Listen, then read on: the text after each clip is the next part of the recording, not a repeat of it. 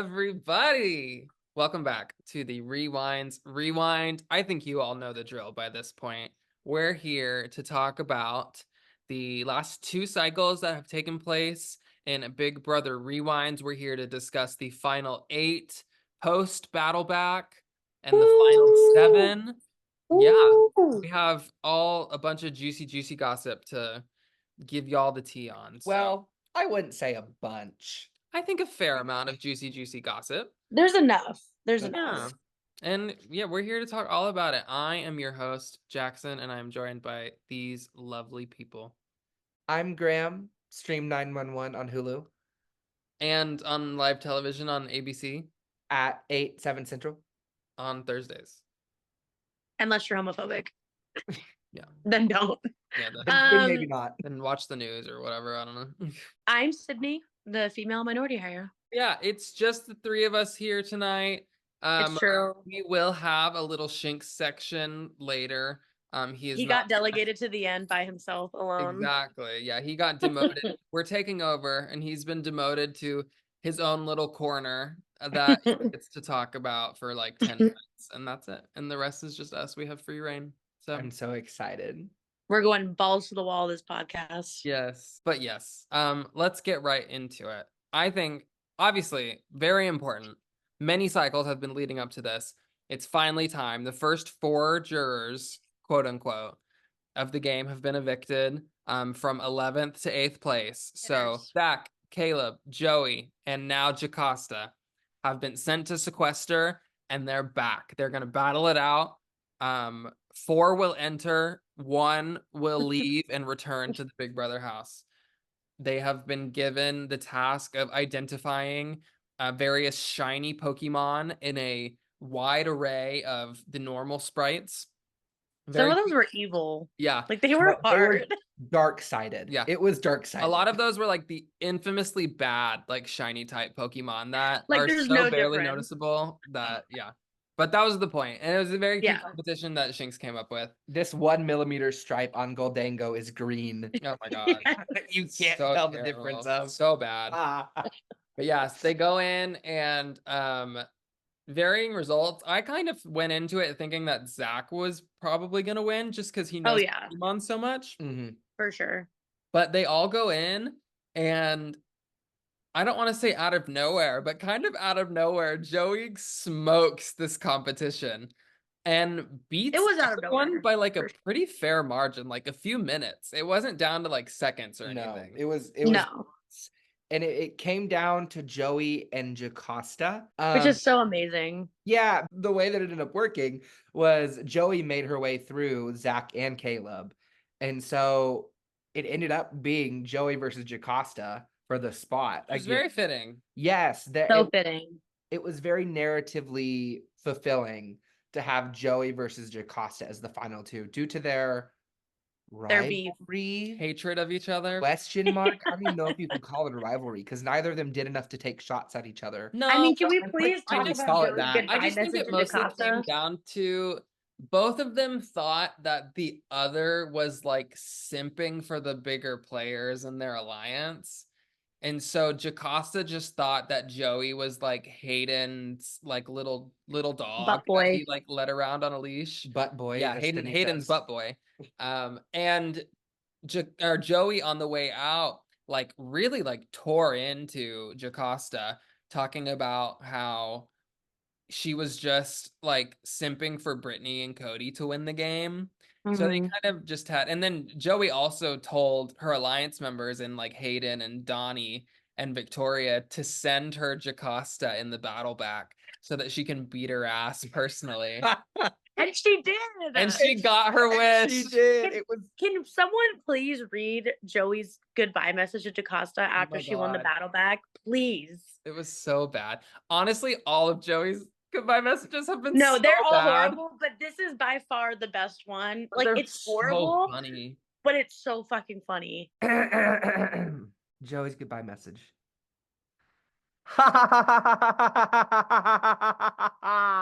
What did I say? You played a sloppy game and made weak moves, and I predicted where you would be sitting after I left. I really did enjoy our company and our, quote, fight was fun, but the Blue Brigade stays on top. See you in finale night.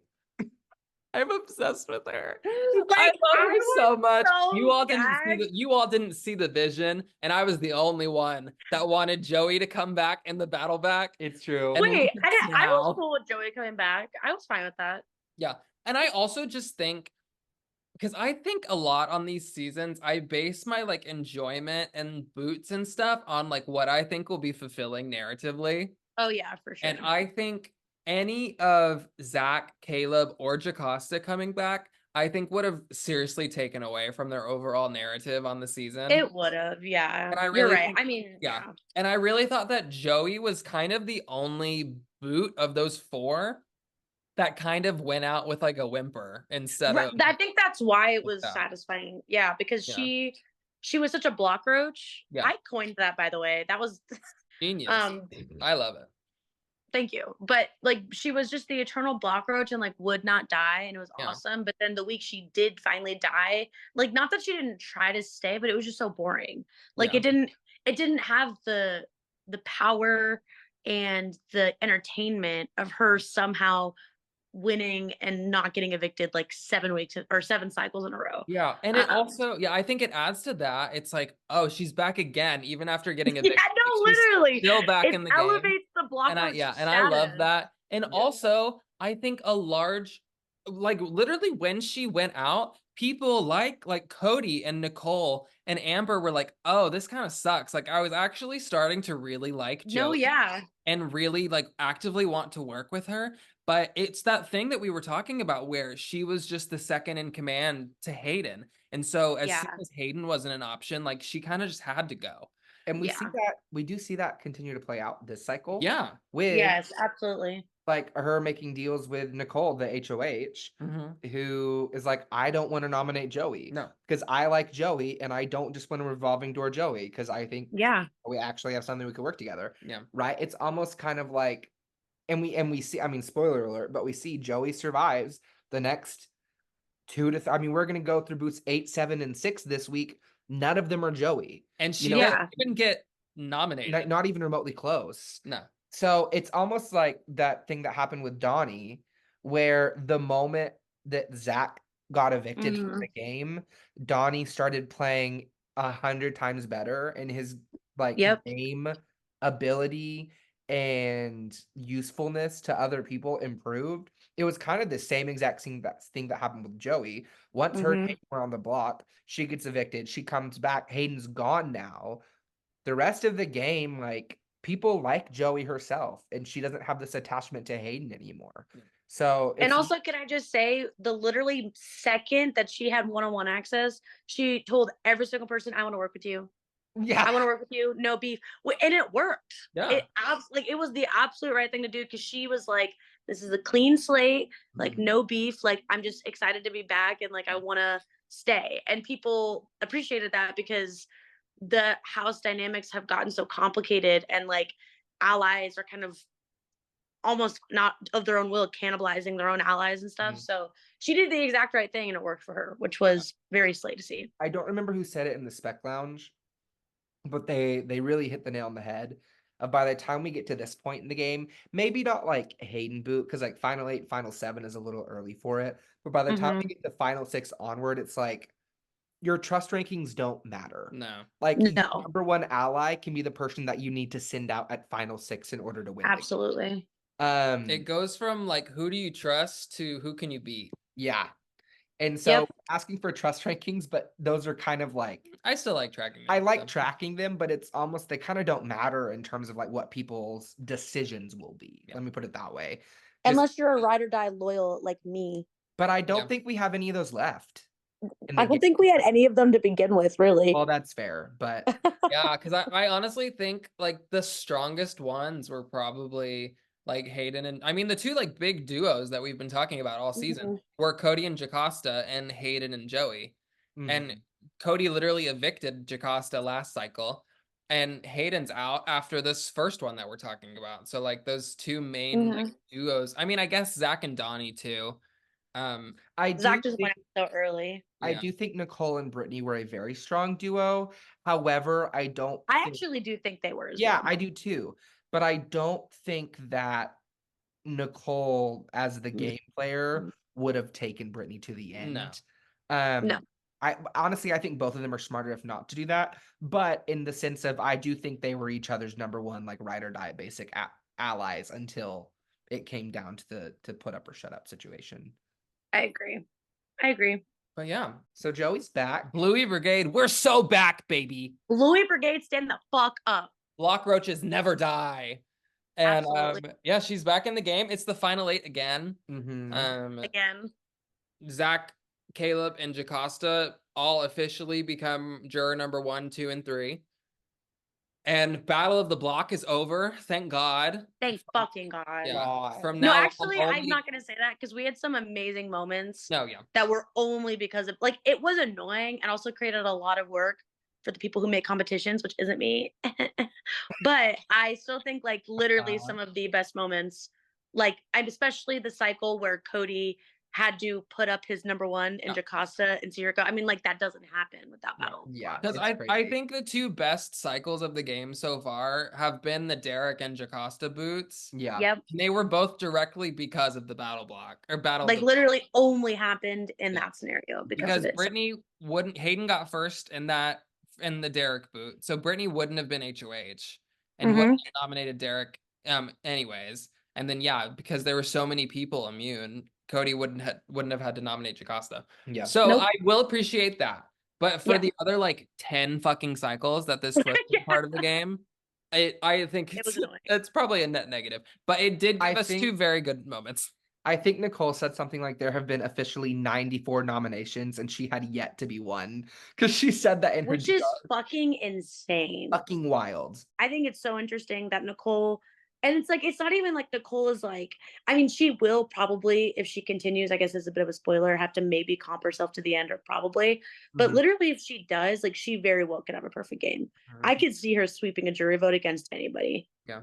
And I do think especially I'm not sure because coming into this, people knew, like, obviously she's literally won the last 2 HOHs before this, but got dethroned. So she comes in and Nicole wins this head of household as well. Yeah, Nicole wins. That's a great segue. Nicole wins the Notch Draw Who's That Pokemon competition for Ghost Week. We are now in Ghost Week because love ghosts. Because of the battle bag. The dead came back to life. Yeah, and Joey rose from the dead. Rose from the grave. Exactly. So we have Notch Draw Who's That Pokemon, which is a competition where the house guests have to use a stopwatch and they'll be sent images of the different Pokemon of the day throughout the season, and they have to do a stopwatch of the amount of seconds between it is the day of the Pokemon. So that was the kind of the setup for the HOH. Yeah. So if like Ghastly was sent on day 10 or whatever, they would start their time and then try to count 10 seconds and then stop to hit on 10. We had a couple of new series records set with this competition. Nicole ended up winning it with only 1 point, which again, this is golf scoring, so the lower the better. 0 would mean it was perfect every single time, which is very difficult to do. Yeah. We also called this the Notch Draw Loose, like light competition, because in the past it's been a little bit more difficult because they didn't know what the competition was beforehand, before going into it. And also they had like a time limit. They only had like 15 minutes in time to do the full competition. So this was not a little bit. This was a lot easier of a Notch Draw Loose because they could be prepared for it going into it. But it is still very impressive that Nicole managed to only be 1 off for the definitely. And I will say I vouched for it to be an easier version because it is the competition right after someone like Zach could have come back and he hasn't been in the game for 2 weeks. Yeah. So like he would have no idea obviously he can go back and scroll after he's given permissions and everything, but he would have no idea. Like I remember on the show after Nicole in real life got back in, they did a days competition like this where they were like punching things or something. And Nicole had a DR and she was like, I haven't been here for the last week. Like, I don't even know what some of these things are. Yeah. Yeah. It's like, okay, I want to avoid that. Yeah, and I Yeah. think it was a much more fair way to do it. It's not like a bad Yeah. thing that it was the quote unquote light version, but it was just in terms of like Yeah. talking about new record set for this comp, etc. It was technically a much easier version than we've done in the past. And Yeah. this will follow a theme that I think will continue to be more and more prevalent throughout the end game. That Nicole far and away has the best notes. And if it is a Oh competition yeah. based on like season trivia and things that have gone on, Nicole is far and away like the favorite to win it. Like she probably will smoke fucking everybody if she Yeah. makes it that I way. would Like by large. Unless someone, because I think the only other person that has like talked about getting their notes together, as far as I know, is like Brittany. And spoiler alert, like give us He like an gone. hour or two and she'll be dead. Yeah. So it's true. So Nicole wins the HOH, and the very first thing that happens is she runs to Joey. Nicole and Joey have this conversation where Nicole's like, "Hey, I don't want to put you up." And Mhm. Joey, it's a great conversation. It's great for Joey. Joey's not going up this week. Yeah. They don't want Nicole does not want to just revolving door Joey No. at all. What I think also Nicole feels strongly that there are much bigger fish to fry Yeah. to benefit the game. She sees benefit in letting there be a blank slate with Joey and restarting, whereas she has a massive physical threat on the other side of the house in Hayden. Yeah. And Hayden and Donnie like did absolutely everything in their power to fuck up Nicole's game and her alliance. Oh yeah. Literally last cycle. Yeah. So Nicole's like, I'm putting up Hayden and Donnie. Like, Yeah. that's gonna be it. She was even like, oh, I'm glad that Joey's back in because she was actually someone I wanted to actually work with. But Yeah. before she got evicted. So she's like, so this is great. So she nominates Hayden and Donnie. What's leaving an extra bitter taste in Nicole's mouth is that at the end of last cycle, Hayden was trying to essentially missed Brittany and Nicole into throwing Amber under the bus so that Yep. he could draw Amber closer to him. And it was super obvious. And they did not buy it. And it just pissed them off. And that is now immediately coming to bite Hayden in the ass with this HOH. Like, And not that Hayden all wouldn't three have of them gone up. knew he was Would doing it have. too. Right. Like, Hayden was going to go up no matter what. But this just makes it just a little extra sweet for Nicole, I think. Yeah, for sure. I mean, and it's one of those things where, I mean, I don't want to like just rush through it, but I told you at the beginning of this podcast we might not have a tremendous amount of juicy gossip in terms of the contents of this cycle, because within 5 hours of winning HOH, Hayden and Donnie are already nominated on the block, and we go into the veto competition. Yeah. Like the turnaround is quick. Yeah. Well, Nicole knows. She knows what she wants. And she literally goes straight to Donnie and Hayden and tells them she's nominating them. Yeah. And like her and Hayden, this happens a few times throughout this cycle, kind of get into it where Hayden's like, he's essentially trying to say, like, let me at least defend myself. Like, let me at least argue with, like, trying to make an argument as to why you should protect me this cycle because, you need me as a shield and like, I'll protect you. And Nicole essentially just keeps hitting him with like, sorry, like, it's just my gut. Like, I just feel like I need to put you up. And like, it's just what I feel like is the right thing to do. Like, Nicole knows Hayden's game and he knows that she knows, but she's really just not willing to like play any cards. Like, she just wants they're both the playing cycle to be chicken right straightforward. now for some reason. Neither of them are saying anything, which No. I get at this point because Hayden is not a final nominee yet. He could win veto. You don't want to like expose everything, but we'll get into it after the veto situation. I don't know why, especially like jury management wise, I don't know why Nicole didn't just finally like mess up, because Hayden was gone the moment he ended up being locked as a final. He was too big of a target, too big of a threat to not have him out of the game the moment that he was a final nominee.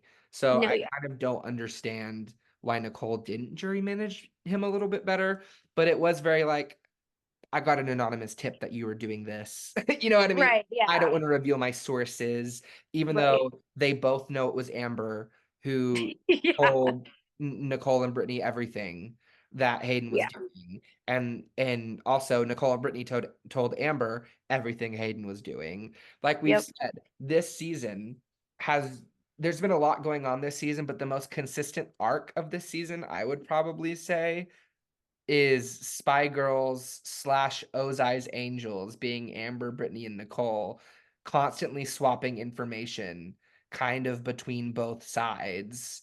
With Hayden Absolutely. actually actively involved, because Hayden had good relationships with Brittany and Nicole for the majority of this season. Until essentially last Until cycle. essentially last cycle, when he tried to like pull something over on them for no reason. And that has basically been the through line of that Hayden, Nicole, Amber, Brittany kind of dynamic this whole season, has been the three girls exchanging information and duping.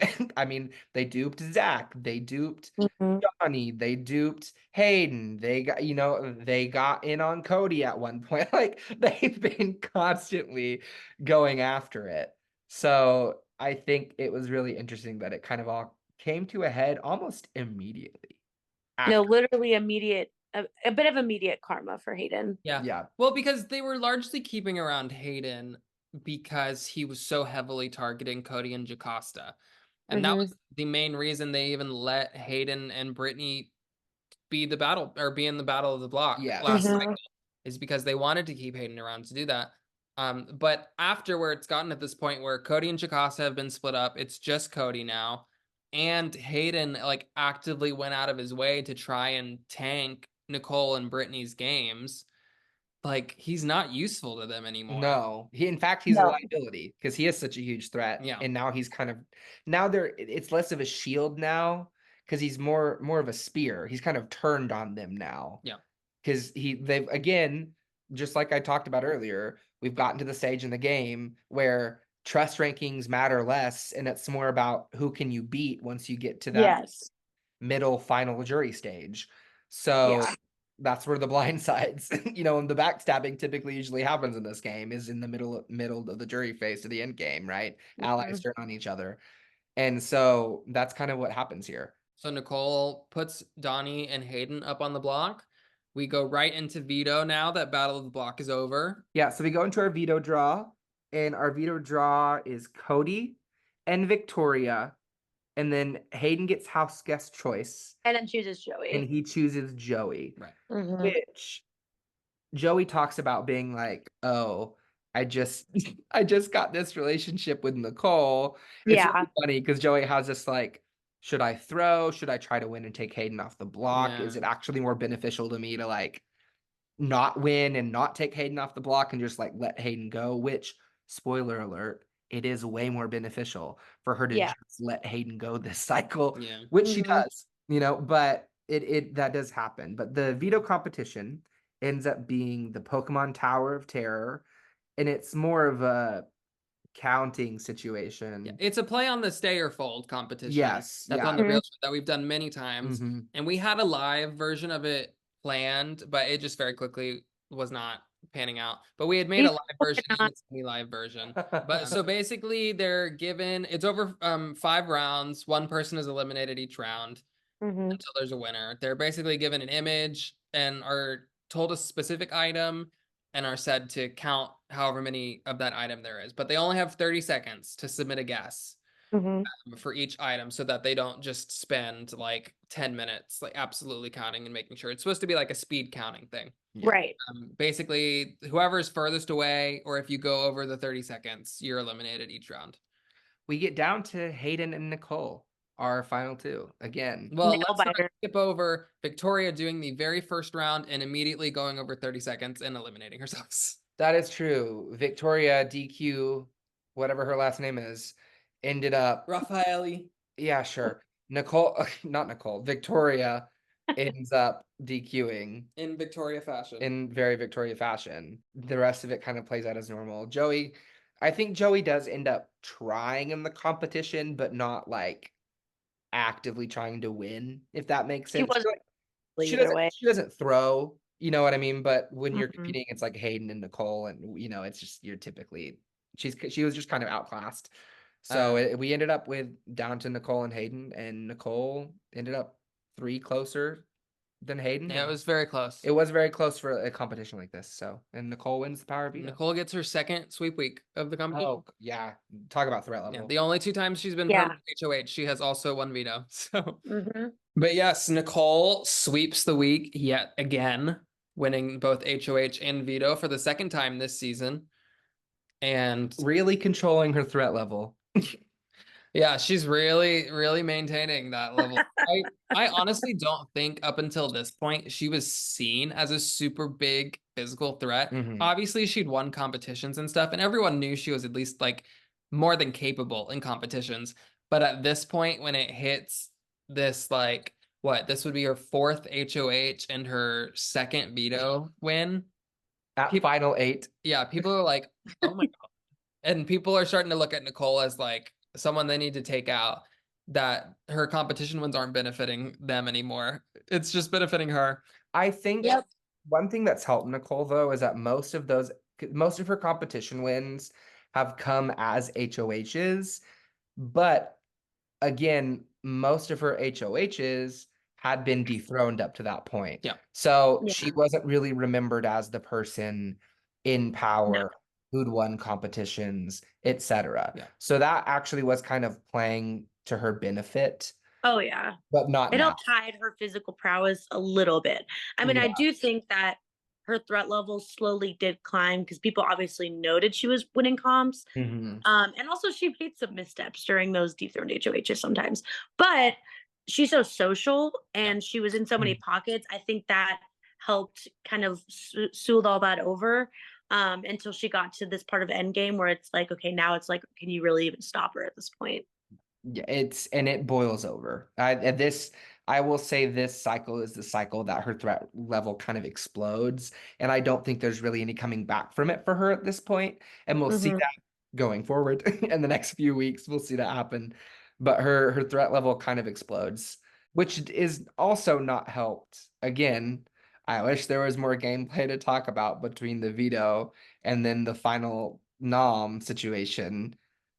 But there is approximately 21 minutes between the time that Nicole wins the veto and the time that the nominees are locked. Which I appreciate this. Like, I I do appreciate too. that Nicole, there's been a lot of dilly-dallying in this season, a lot of pushing deadlines, a lot of not being around.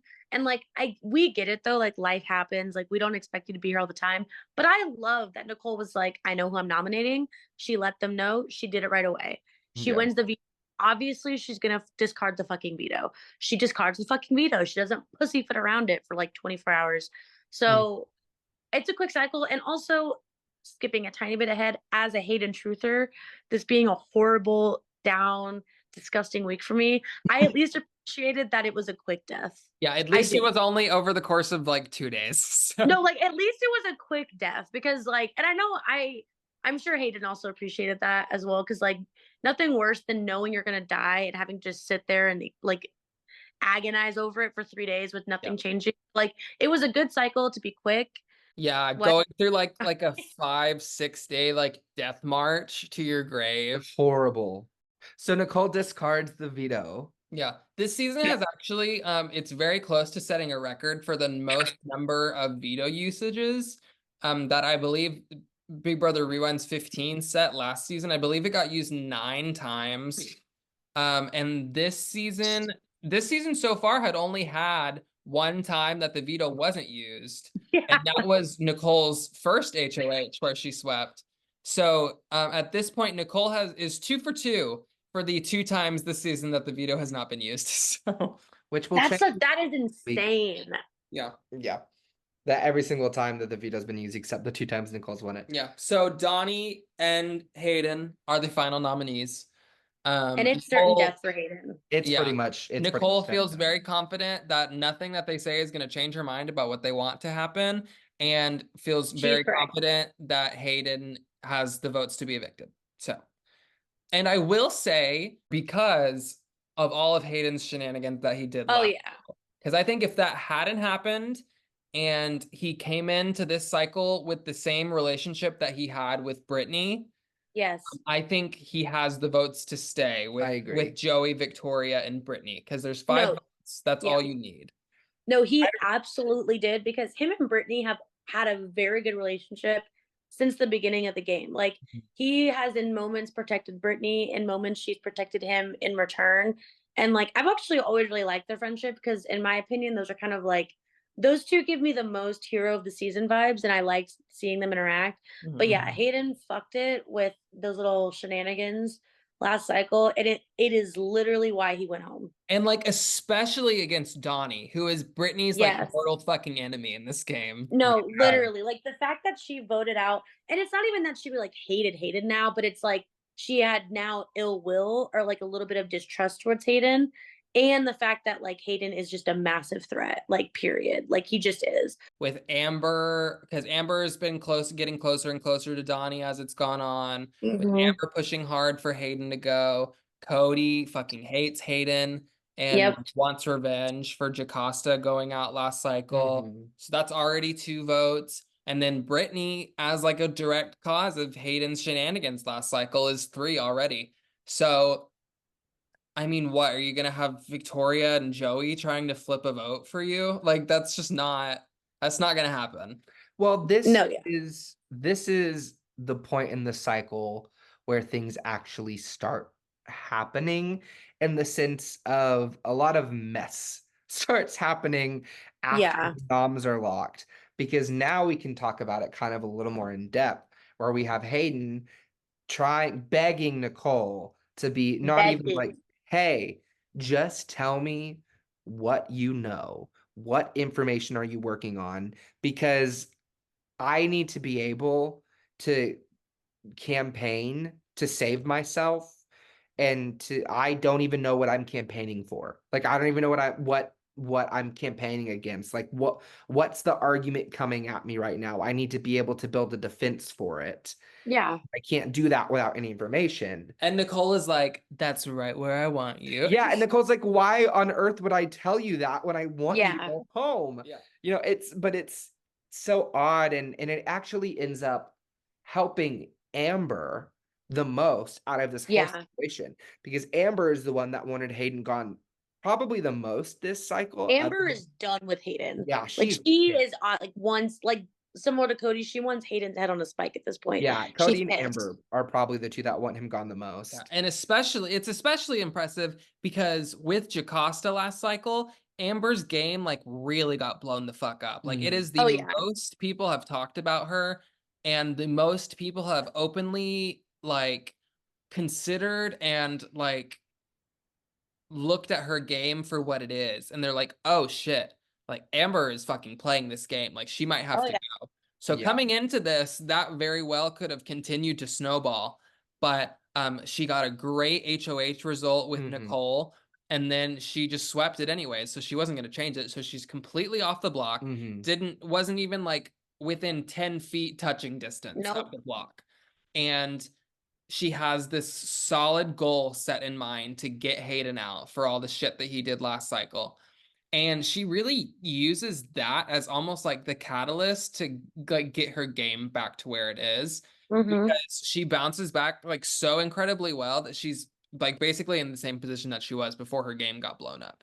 Everyone Yep. wants to work with her. Mhm. Everyone has her Mhm. trusted high and ranked high, and like everyone's coming to her with the information again. This is compounded by Nicole and Brittany refusing to rat out Amber to Hayden, so Hayden can't go and like sunder Amber alive to everyone else. Yeah. Also, Amber's doing all this work with everyone to make sure that that doesn't happen, which I think is really interesting. I mean, she does it so convincingly. She has Hayden thinking she must have a final 2 with Donnie, which he No, calls yeah. out in his last words, his last will and testament, because he's like, Mm-hmm. oh, that's the only reason that Amber would be doing this, is because she has a final 2 with Donnie, not Right. realizing that that is not the case. Amber is just playing so well socially and like maneuvering everything that it seems like it. After Nicole, Hayden should have left the most angry with Amber, because Amber, I mean, and like justifiably she was pissed, but she Mhm. is out there like, we need to get Hayden out. Like Yeah, he's she is rallying the troops. oh yeah. He knows that Cody's doing that. He's not even mad because like him and Cody have been beefing for cycles now. But like Amber is out there like, I want his blood. And she to him is smoothing it over so well. She's laying blame on Donnie, she's laying blame on Nicole, she's laying blame on like even Victoria. And like, and she's Oh also in God, her we'll get DR into like that. pissed at Hayden. Like she's in her DR like fuck Hayden, blah blah blah. Like but in their one-on-one, she's being like very cordial. Like she's doing amazing jury management with him. He Um, leaves like not mad at her literally at all, no, which is pretty. all of the blowback goes on Nicole and Brittany this cycle, which Yes. gets continued in the next cycle, but we'll talk about that when we get there. But Yeah. all of the blowback goes on to Nicole and Brittany for this move, for getting this huge target and Hayden out. But I do think we have to mention Oh, right. Victoria just bad. Victoria was so upset that her two allies, Donnie and Hayden, were on the block that she couldn't commit to anything.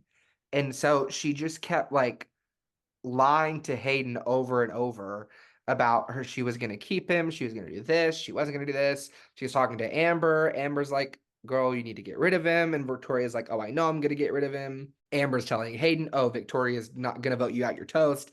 And then Victoria gets in trouble with Hayden. Like, it's like this whole, like, Well, unnecessary for her. yeah, I like even putting aside the quitting or like I guess we can talk about that more, but like even putting all of this like behind the scenes stuff aside that like the specs and the other people weren't seeing, like Victoria just like for no reason like totally mishandled this week. yeah, Like it was such a weird fumble. she instead of either just being on like she from the get-go wanted to keep Donnie. She Mhm. never wanted to keep Hayden. So there was never any actual like confusion on her part, but she played up so hard with Hayden like I want to keep you, like let's rally these votes, like giving him so much false hope because obviously he assumed he had Victoria's vote because she's been Yeah. so instrumental to him throughout the game.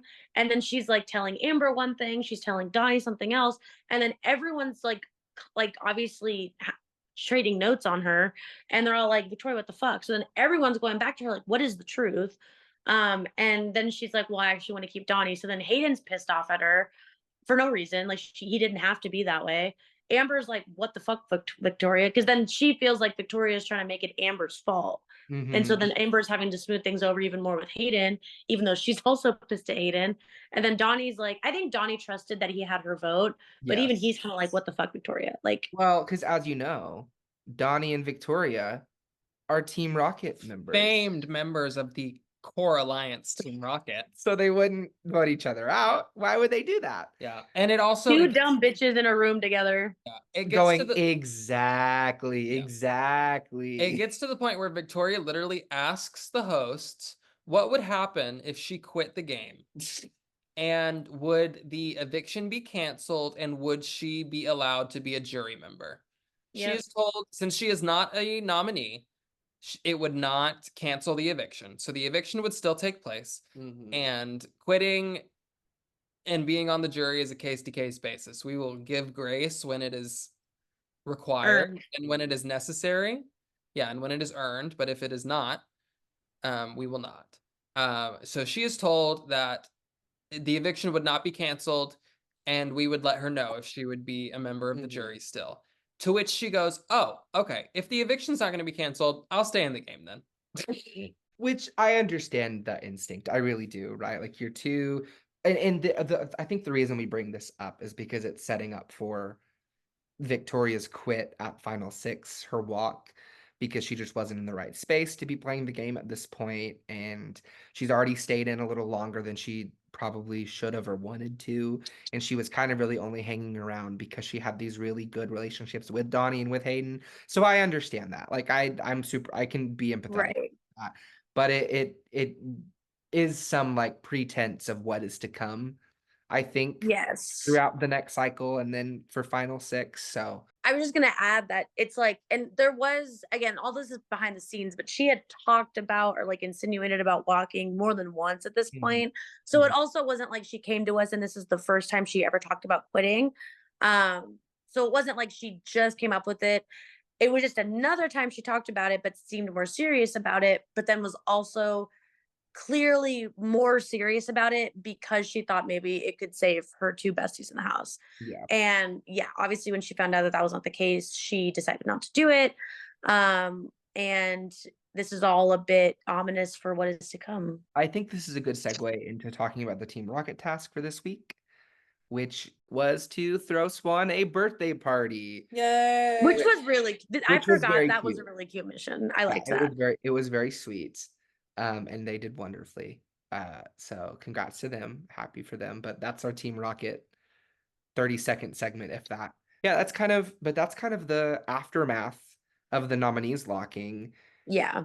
Hayden ends up going in a 4-1 vote. Yes. Joey knows well and good that Hayden is going home. She's honestly fine with it. But Hayden has been her like best friend in the game, basically the whole game. They have both stayed as long as they have in the game because of each other.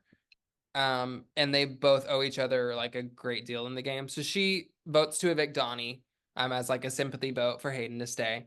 But then Yeah, and also can I just say when Joey was being evicted, Hayden refused to vote. Yeah. Hayden still voted to keep her. Yes. Even though he knew she was leaving just out of respect, and she gave him the same courtesy, which I thought was nice. And honestly, not that it's like a huge thing, but it kind of garnered her some respect too. Like, oh yeah, like Joey is like a loyal person. Yeah, like, they already wanted to work with her, and now yeah, like, she's like not gonna fuck Hayden over after he like helped her out throughout the entire season. Cool, yeah. That's Joey's chill. And she wasn't like duplicitous or anything about it. Not at all. Like, hey, she even told Donnie, she's like, hey, I'm gonna vote to evict you. I just can't bring myself to like vote to evict Hayden after everything he's done for me. And people honestly like really respected it. I mean, given the gameplay of Cody and Jocasta literally voting Derek out after he went on the block to throw oh my god, them that earlier was so this bad. season. You know what I mean? Bad. Like, I'm sure some actual genuine loyalty is fucking appreciated by some of these no, people. 100%. It is. Can I just say that moment was when I knew that Cody had villain of the season locked. Oh yeah. That was like still pre-jury. So like, yeah, that was like a month ago at this point. So Yeah. God, but this yeah, season, Hayden, unfortunately, our king, Sydney's ride or die. It's true. Sydney's literally reason to live my fucking nightmare. is evicted 4-1 and becomes the fourth member of the jury. While I'm out of town, by the way, I can't even properly mourn. It's so down bad And for Sydney. almost entirely his own fault. No, not almost. Entirely A lot. his own Yeah, fault. it's basically his own fault. I do want to add, because I think we missed it. And that's my bad, because I actually wanted to talk about this and I didn't before we started talking about the vote count. But I think Hayden also hurt himself with his campaigning this week too, on top of everything else going on. Yeah.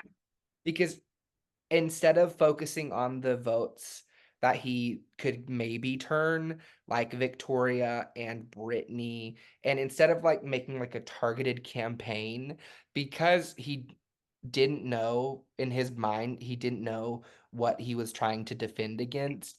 He just started defending against everything to everyone. So he was saying stuff like to Cody, like, oh, Cody, you need to keep me around because you need me to win comps and target Brittany because Brittany is always going to beat you in comps. And then going to Brittany, like, hey, you need to keep me around because I'll target Cody. And then Brittany and Cody have one conversation and they're both like, oh my God, what the fuck? Why is he doing this? Because Brittany, especially, again, we talked about it. Brittany has a great relationship with Hayden. Yeah. And she was like, why is he saying that he's going to target me to other people? You know, I thought we were close. I thought we had a good relationship. So I think he also hurt himself with his kind of wild campaigning. He did. I think he just felt his back against the wall. Like he really did. Like he made more than one misstep this week. Obviously, I mean, he's gone because of it. And I think if he just had like maybe even just more time, like maybe if Nicole hadn't rushed it and he had more time to think about how he wanted to campaign to try to save himself, it might have gone better. But I think just because of how fast the cycle went and him realizing once Vito was locked and he was still on the block that he was most likely going, I think he was just throwing anything at the wall. It kind of reminds me of Joey leaving when she was just like lying on Amber's name and saying whatever she thought would get people to keep her.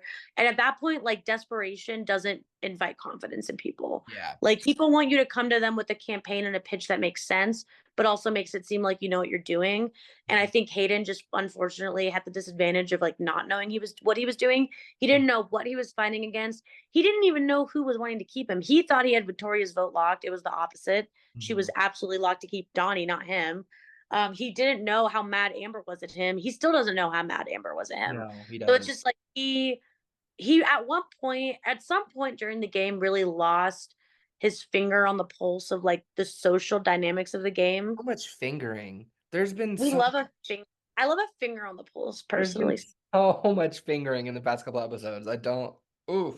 But But yeah, so I think Hayden has always had a really good read on strategically what he needs to do to improve his position and his like side's position. But I don't think he always has a good social read on where people are at with him. yeah, And I think that really came to like a peak during this eviction where he's trying to play cards that were never going to work. But and he's also desperate, and also he's already kind of done damage he doesn't even understand to these pre-existing relationships. So unfortunately for the Hayden Truthers, we lost. We truly lost. true. Man down. Man down. R.I. fucking P. Let's talk about MVP and LVP. I can go first. Mhm. So my MVP for this cycle, we touched on it a little bit, but I'll touch on it a little bit more. I'll finger it a little bit more. God damn it. I'm gonna give my MVP point for this cycle to Miss Amber. I think that very few people in this game have had the ability to bounce back from negative things happening to their games. Mm-hmm. By and large, the things have happened and they've kind of either been unaware completely and been like led to their own death march, a la like Zach and Caleb and Even Hayden to some extent. Hayden, Jocasta, kind of. Amber, that did not happen. She identified that things were going wrong with her game, especially with the Jocasta campaign last cycle, and she got right back in from her tricky position that she was put in and like kind of slid back under the radar. And Amber slid right back into the pocket that she needed to be in. And what that's a term, like getting into the pocket. Like you're in the pocket. That's like that perfect like area. Fingering. Amber started fingering the pocket and got back into a great social and strategic standing with basically everyone left in the game. And that's extremely impressive and it deserves credit. So Yeah. Amber gives me my MVP point. My LVP point is going to go to Victoria because she tried to quit to cancel the eviction. Yeah, my MVP is an LVP. It's gonna be really boring this week. Is the exact same. I Yeah. think that Amber was kind of clearly the one that benefited the most from the situation entirely without taking any negative flashback from Hayden, from the jury, from people left in the game. She's really Yeah. the only one that kind of, I will say the only one that really truly actively like made moves to get rid of And Hayden improved her positioning. and improved her positioning. So it goes to Amber. And then again, Victoria is my LVP without saying. For me, Anyway, mine unfortunately are exactly the same. Or not unfortunately, it's just again, this week was very straightforward. Yeah, Obviously MVP is Amber for all the reasons we just discussed. And then LVP is Victoria for the quitting almost. And then also just being there for 5 minutes and misplaying all 5 of them. so real. Yeah. And then Sydney, Trainer while of the you're at week. it, why don't you give us the trainer of the episode as well? I can imagine who it will be, but you have the last say, of course. Right. I really do need to like pull a fast one on you guys eventually, like and just go off the rails, but it hasn't happened yet. Trainer of the And it won't happen episode this week. is Hayden. Bitch, He may I have gotten wish. evicted, but he slayed while doing it. But he slayed and he did it so gracefully and beautifully, even though he didn't. He did to me. Anyway, yeah. So my trainer of the episode is obviously Amber. Again, for all the reasons we mentioned, like it's just really impressive how, like you said, her game literally blew up last cycle. Like, and that's not an exaggeration. Like her game was on the rocks. And she not only managed to come back, but she managed to honestly, I think, improve her positioning by not even touching the block. And honestly, if she did touch the block, she probably wouldn't have been in any danger at all. But she was never going on the block, not even in any real reality. She got exactly what she wanted, which was Hayden leaving. And she also managed to do it by making Hayden mad at everyone else except for her, and never managed to tip Hayden off to the fact that she was absolutely furious with him. So she really great jury management. She's continued to get closer to Donnie, so she kind of has that. I think what's great about Amber in her game is like at this point in the game, like we're seeing everybody, Nicole, Brittany, Cody, Donnie, everybody's clocking how amazing her positioning is because she is truly right in the middle. No one is targeting her because they can't, because they have bigger fish and bigger threats to fry in the meantime. But they literally say, wow, Amber's in such an amazing position. I can't believe how good her game is. And then don't do anything about it because they literally can't. And I think that's pretty impressive. And that just only became more true after Hayden left. So like she's definitely clear trainer of the week or trainer of the episode, whatever. 100%. First person to not only get 2 trainer of the episodes, but this is now her 3rd. And it's deserved. Yeah, it's Very deserved. deserved. Everyone else has only gotten 1 so far. But I do like that most people have gotten some love. Like I'm glad it's not super concentrated. No, except for Amber. This is interesting though that Amber's had to bounce back a couple of times, but she always does. Yes, I think that's why she keeps getting it because sometimes sometimes she self sabotages, and sometimes it just happens to her. Like when Joey was lying on her name, and when Hayden was trying to blow up her game and stuff. Yeah. Like sometimes it just happens to her. But she's had these pivotal moments where I honestly was like, "Fuck!" Like Amber's been doing so well. And this week it's crumbling down, and she's finally gonna face the music and have someone coming after her. And then literally the next week she manages to completely turn it around and do the right damage control and have things work out. And then she's right back at the top. I think this is probably literally the 3rd time this has happened. I think she has the best jury management of anyone left in the game by far. Oh yeah. The jury Nicole's is mid. Cody's is not good. Joey's is horrible. But like so entertaining from like our perspective. But in terms of the jury, like horrible. Donnie's is like, I think Donnie's is fine. Jury can respect that Nicole's played a very good game. Oh yeah. But she's burned a lot of them. She has on accident, I think, on their way out because she doesn't really handle delivering news well. I do think Nicole, it is so weird because Nicole's a very bubbly, like nice person. And like, she's genuinely like that. Like, it's not like she does that and then goes on her DR and says horrible, cruel things like other people, Cody. But I do think that she just has something where she just cannot deliver bad news well. And I don't know what it is. She just doesn't have like that really bad, like bedside manner. Yeah. Like she doesn't know how to say things gently or nicely in a way that doesn't come across like condescending or like patronizing. And it has burned. I don't think she's majorly burned anybody, but she's definitely burned people with that. Like people just don't like the way she delivers bad news. So they go out the house with like a bad taste in their mouth. But yeah, Hayden is sent to the PC box jury house, and the next cycle keeps on going. Ghost Week has come and gone, and now we are into Ice Week. Woo! Woo! Woo! The worst HOH that's ever happened in BB Rewind's history. That's not true.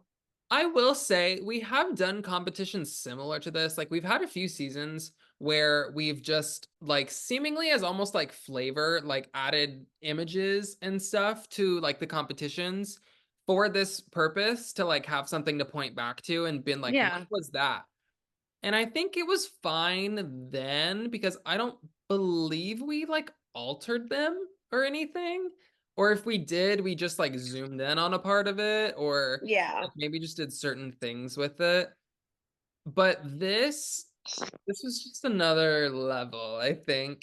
But we go into the HOH competition, which Shinx has made called Frostbitten Frames. We've included images along with every competition. So every head of household, every battle of the block, and every power veto competition that we've posted has had some kind of image that relates to the competition with it. So Shinx has taken those images and frozen them, quote unquote, and putting different like filters and like flipping and zooming in and stuff on that.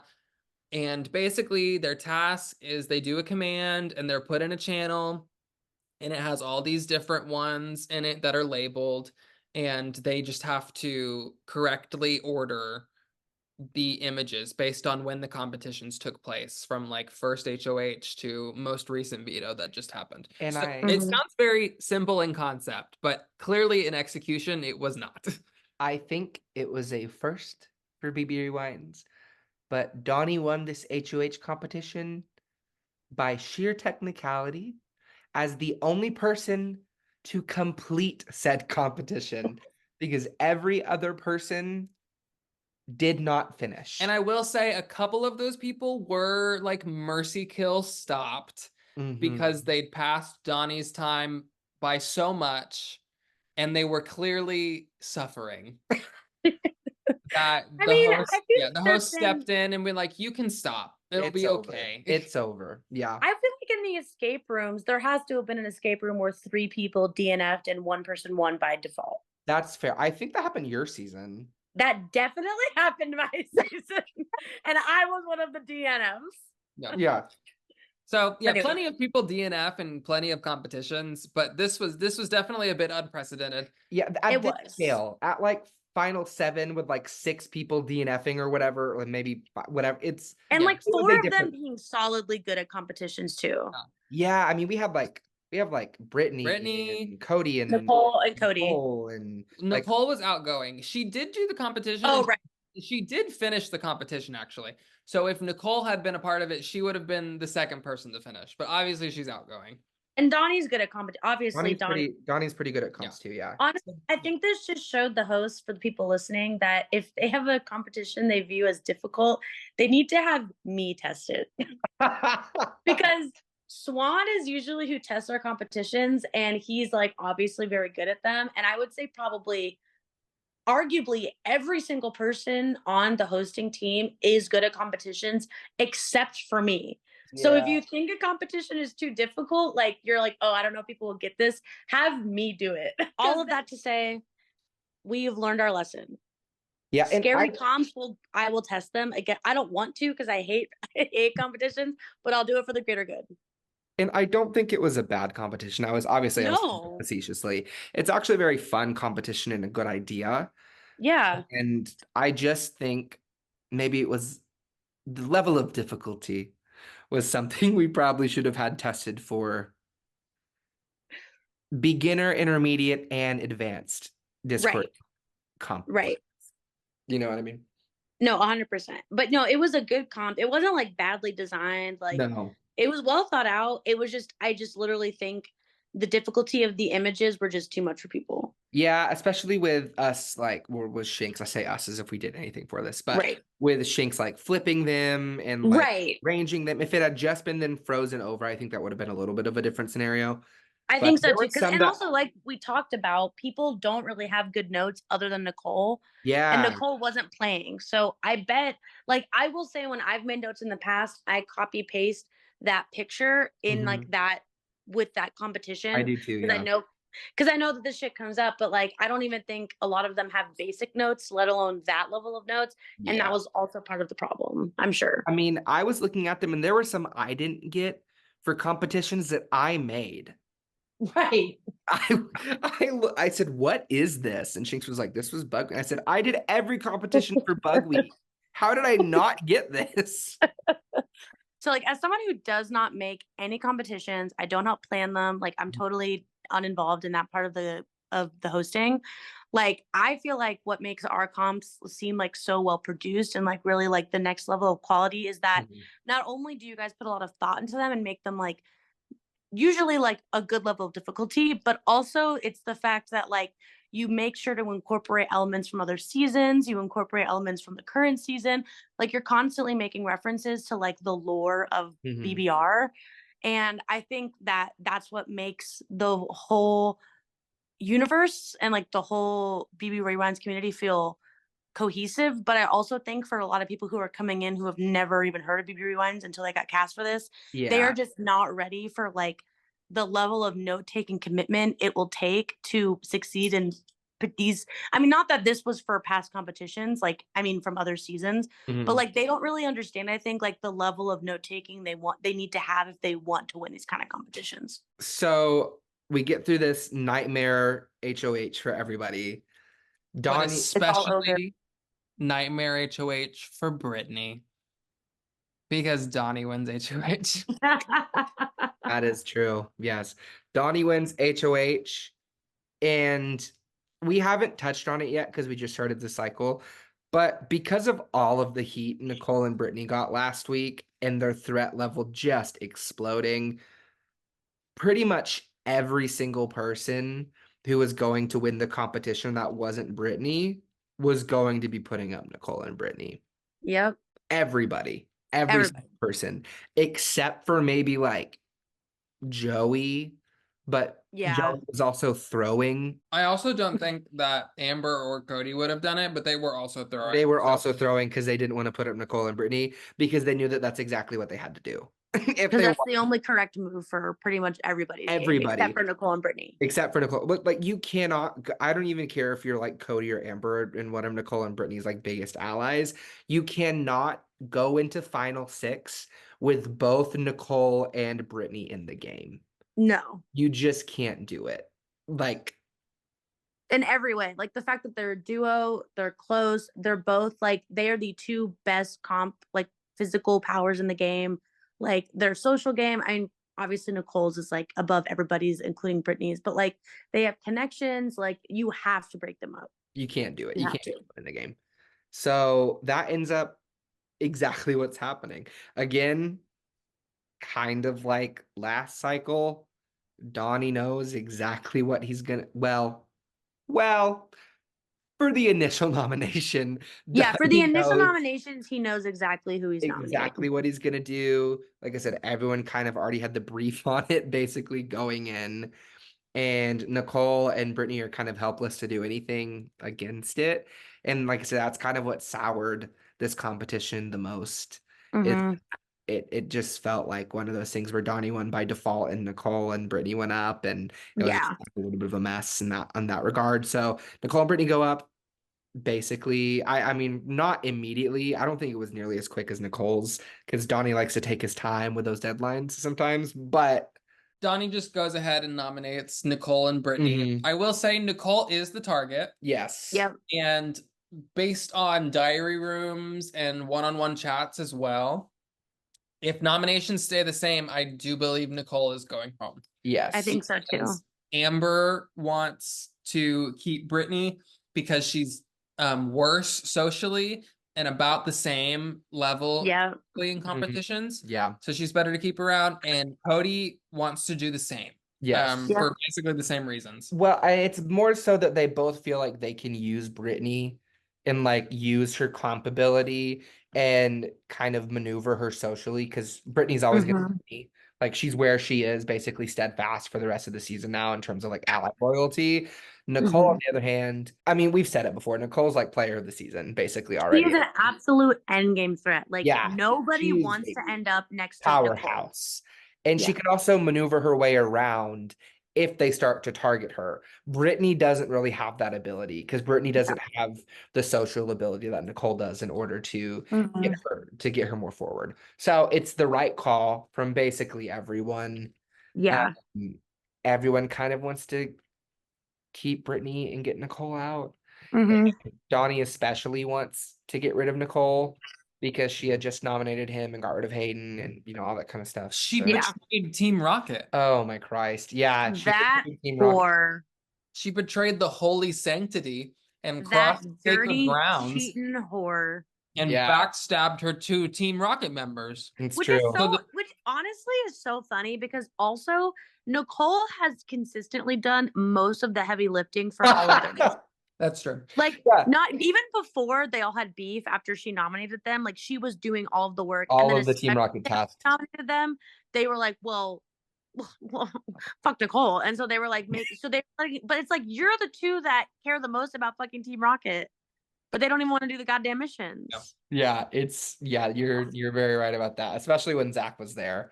Zach and Nicole. Nicole was having to like do her absolute fucking best to get the tasks done.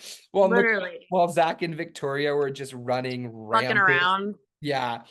So Nicole and Brittany are nominated. We go into the veto competition, one that's very close to Jackson's heart. Well, there's the veto draw. This is the last veto draw of the season because there's 7 people, only 6 people play, obviously. Amber still has yet to be picked herself for a veto competition. The only time she has played is when she's either been nominated or someone got house guest choice and picked her. Donnie gets picked for house guest choice and picks Amber. And then Brittany also gets house guest choice and picks Cody, obviously, since he's the only one in their alliance that isn't already playing.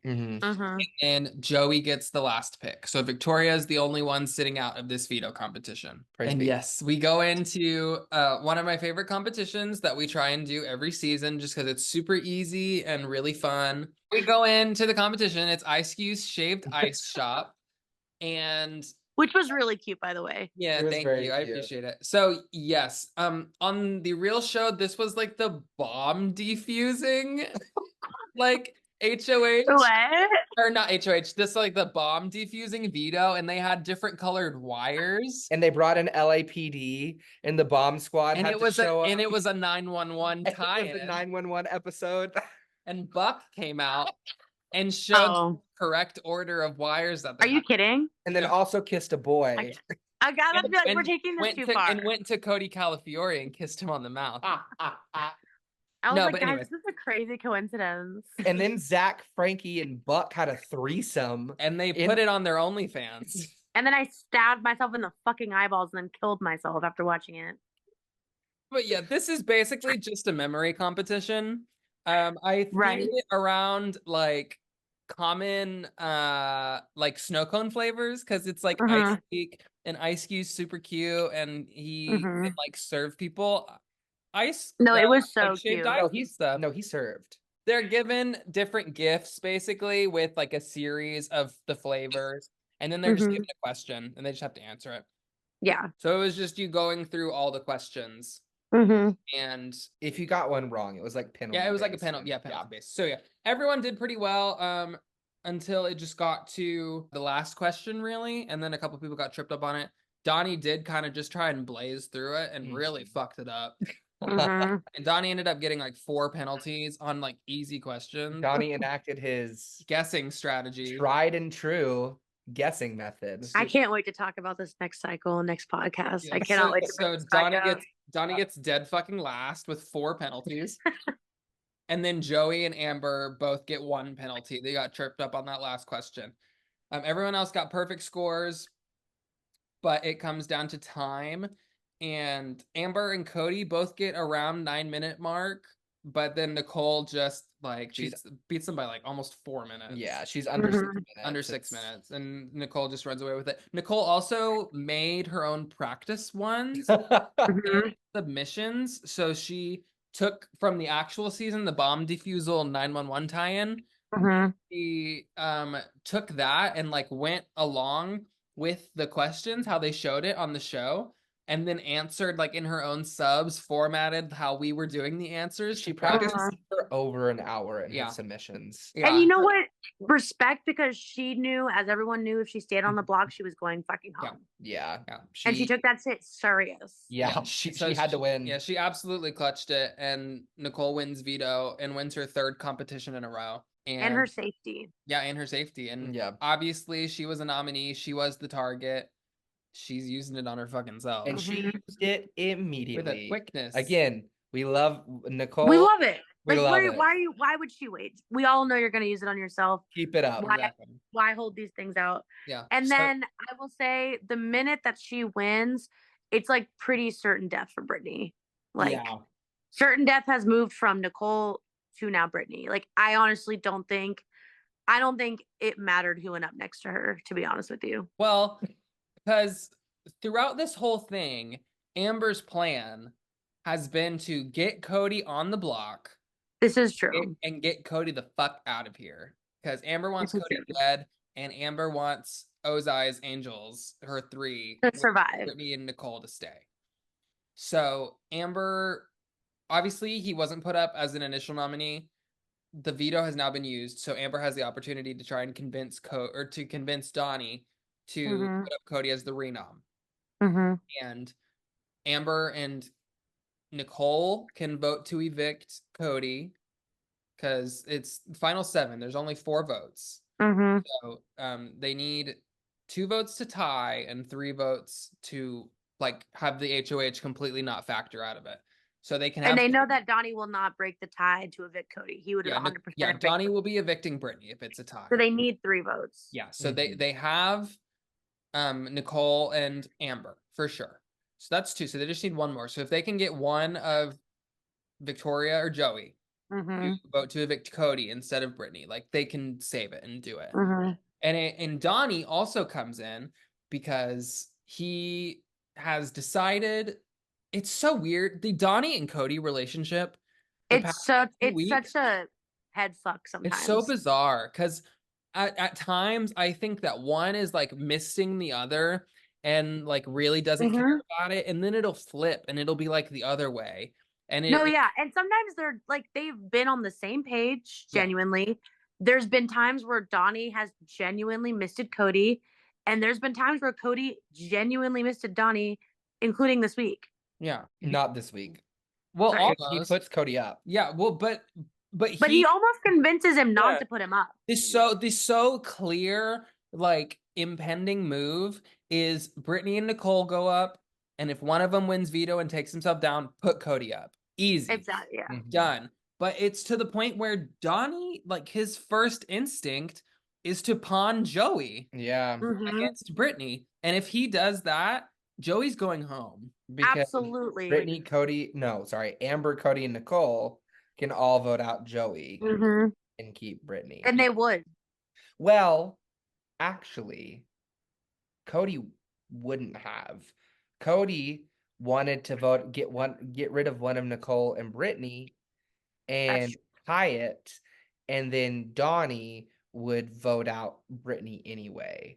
So that's kind of why Amber flips, because she gets suspect.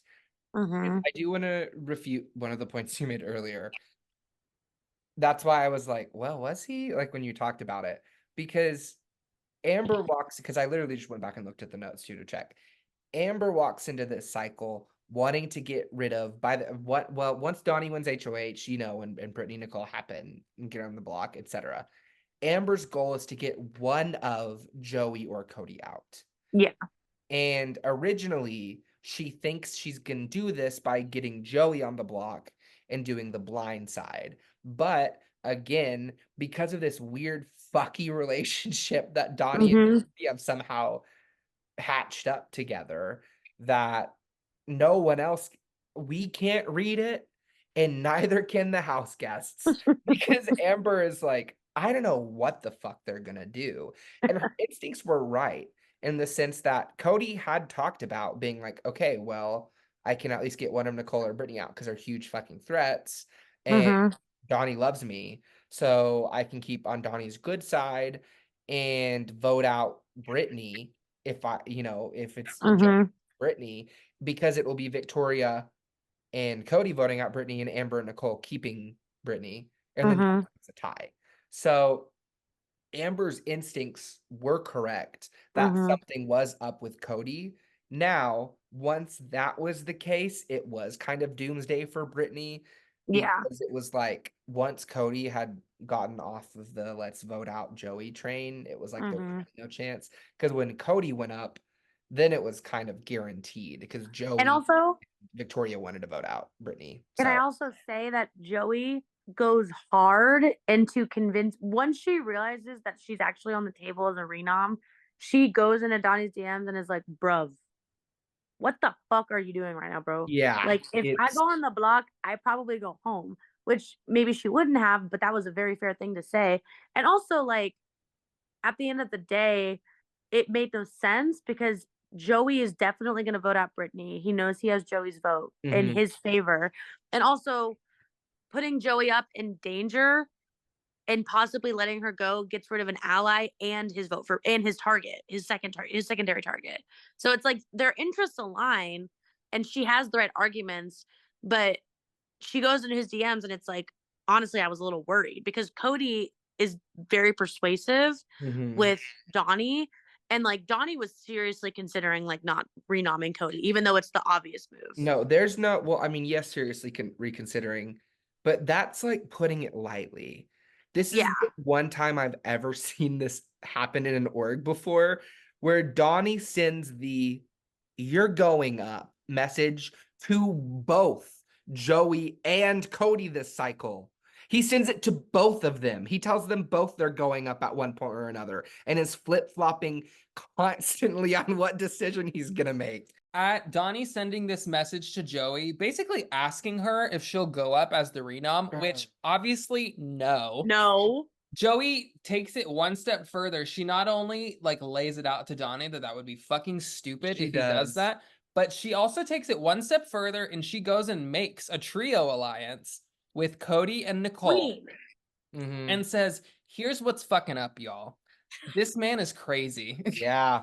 And he is. And she was right. Yeah, this man is insane, and we need to get him out in the double eviction. Yeah. He's good at competitions. He's clearly erratic based on this behavior. He's a wild card. Loose cannon. Yeah. And it, like, they buy it. I will say Cody buys it a lot more than Nicole does. Yeah. But they both buy it. And they're like, oh my God, yes.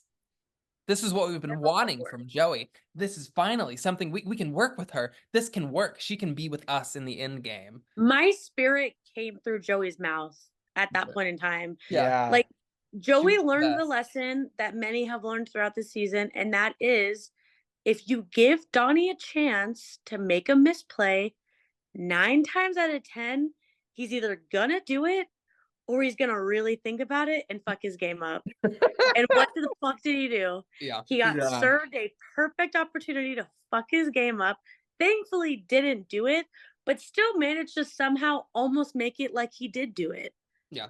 Well, he made it worse because he did both ways and then reneged back off of it. Exactly. So it's like that idea of being like, well, if you're an HOH and you have your target, right?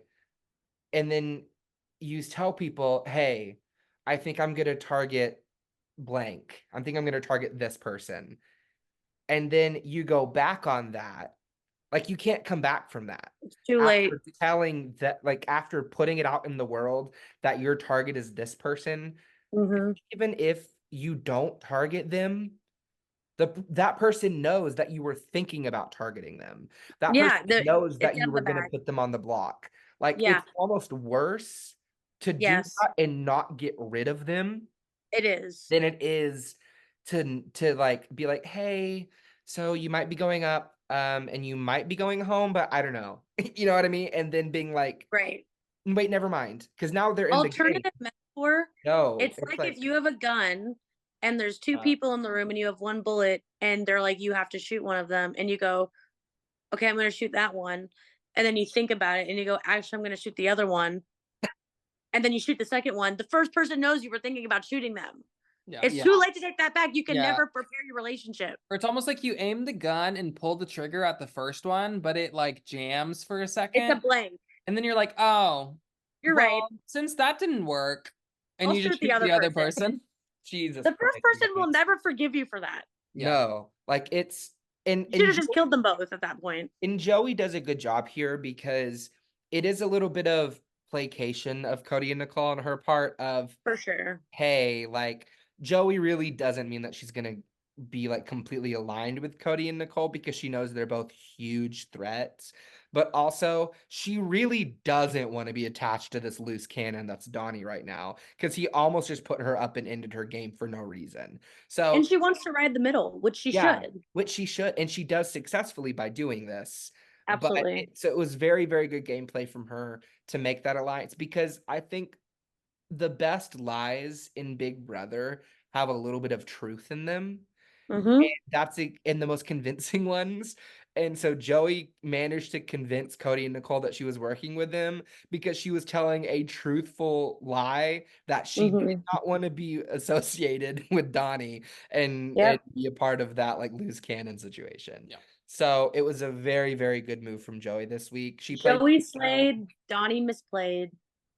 Poetry. Episode title. And we all had a Merry Christmas. Love that. But yeah, so a combination of Joey like pulling Donnie's head out of his ass. And also Amber, I do say. No, yeah, I was just about to say that. Yeah, a combination of Joey pulling Donnie's head out of his ass and Amber, because Amber goes to Cody and says, Cody, genuinely meaning this, Cody, if we can get Donnie to put Joey up as the renom.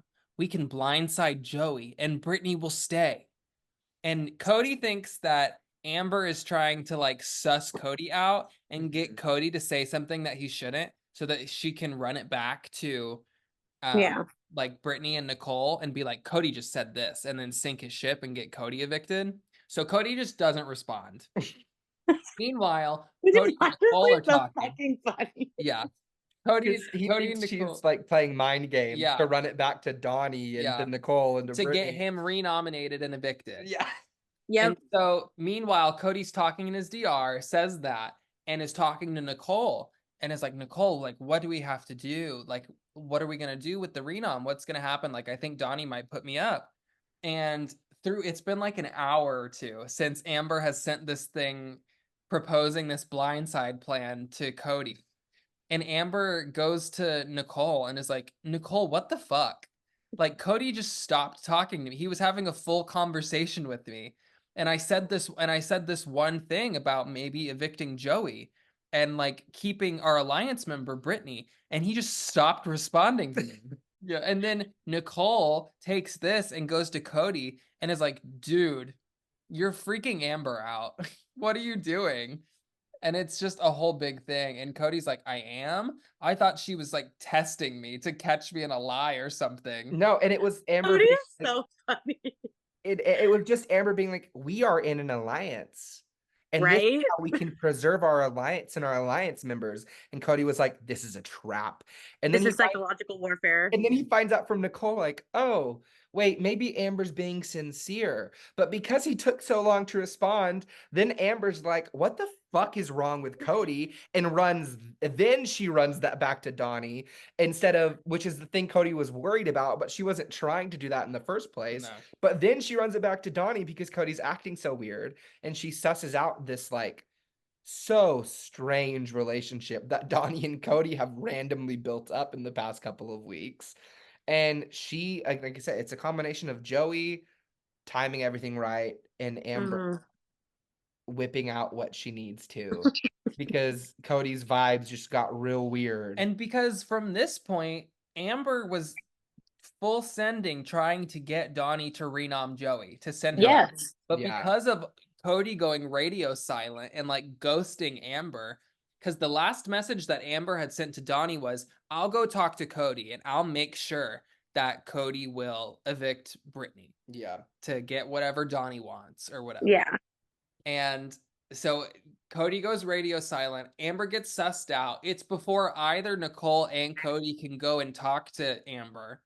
And Amber goes to Donnie and says, Donnie, I don't think Cody will evict Brittany. Yeah. He's gonna keep her. You need to put him up next to Brittany.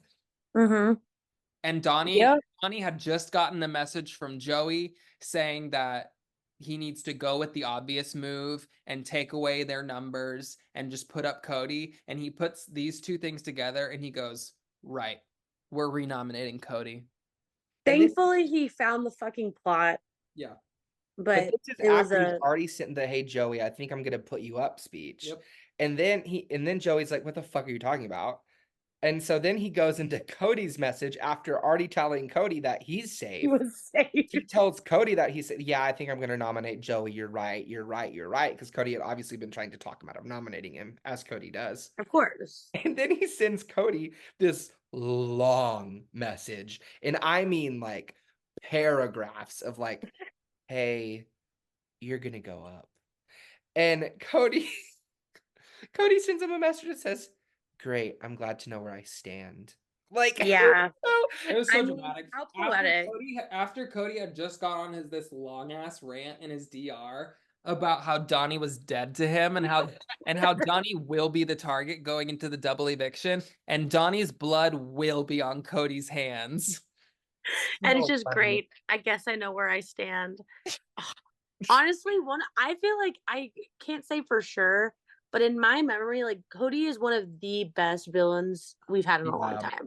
Yeah, it's really good. Because he's not like a despicable, no, intolerable person. I love really funny. Yeah, he's so fucking funny, and like the reason he's villainous is just because he can be so mean and like catty, and because he gets mad about things he shouldn't be mad at, and he does a lot of really selfish things that don't look good for him all the time, but he always does it in a way that's entertaining and like still in the realm of the game. Like he straddles that line so well, and like he's definitely been like one of the best characters of the season. Yeah, stand out for sure. Yeah. And it's just one of many moments where I was like, King Cody.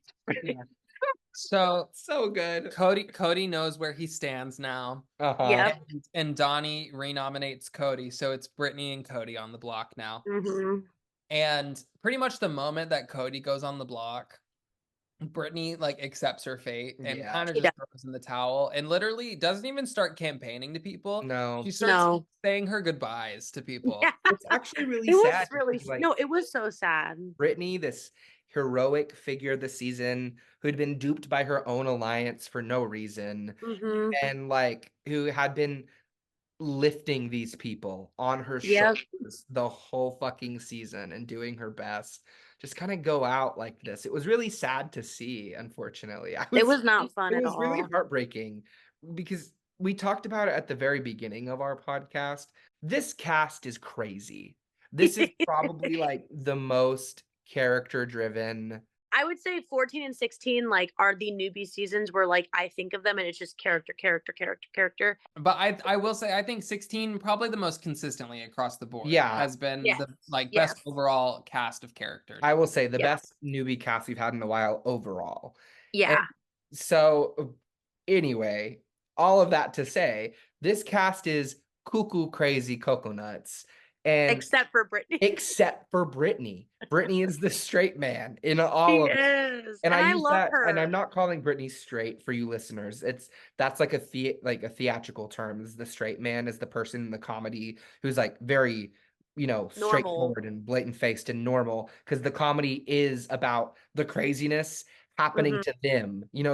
So that's what I mean when I say straight man. I'm not calling Brittany a straight heterosexual man, but it's so funny that she's surrounded by these like psychos, like she's like Zach and Cody and Jocasta and Donnie, like all in her alliances, like Joe making her put up Derek, like her own ally and like pre-jury, and then voting him out, and then voting, like it's just a comedy of errors for Brittany.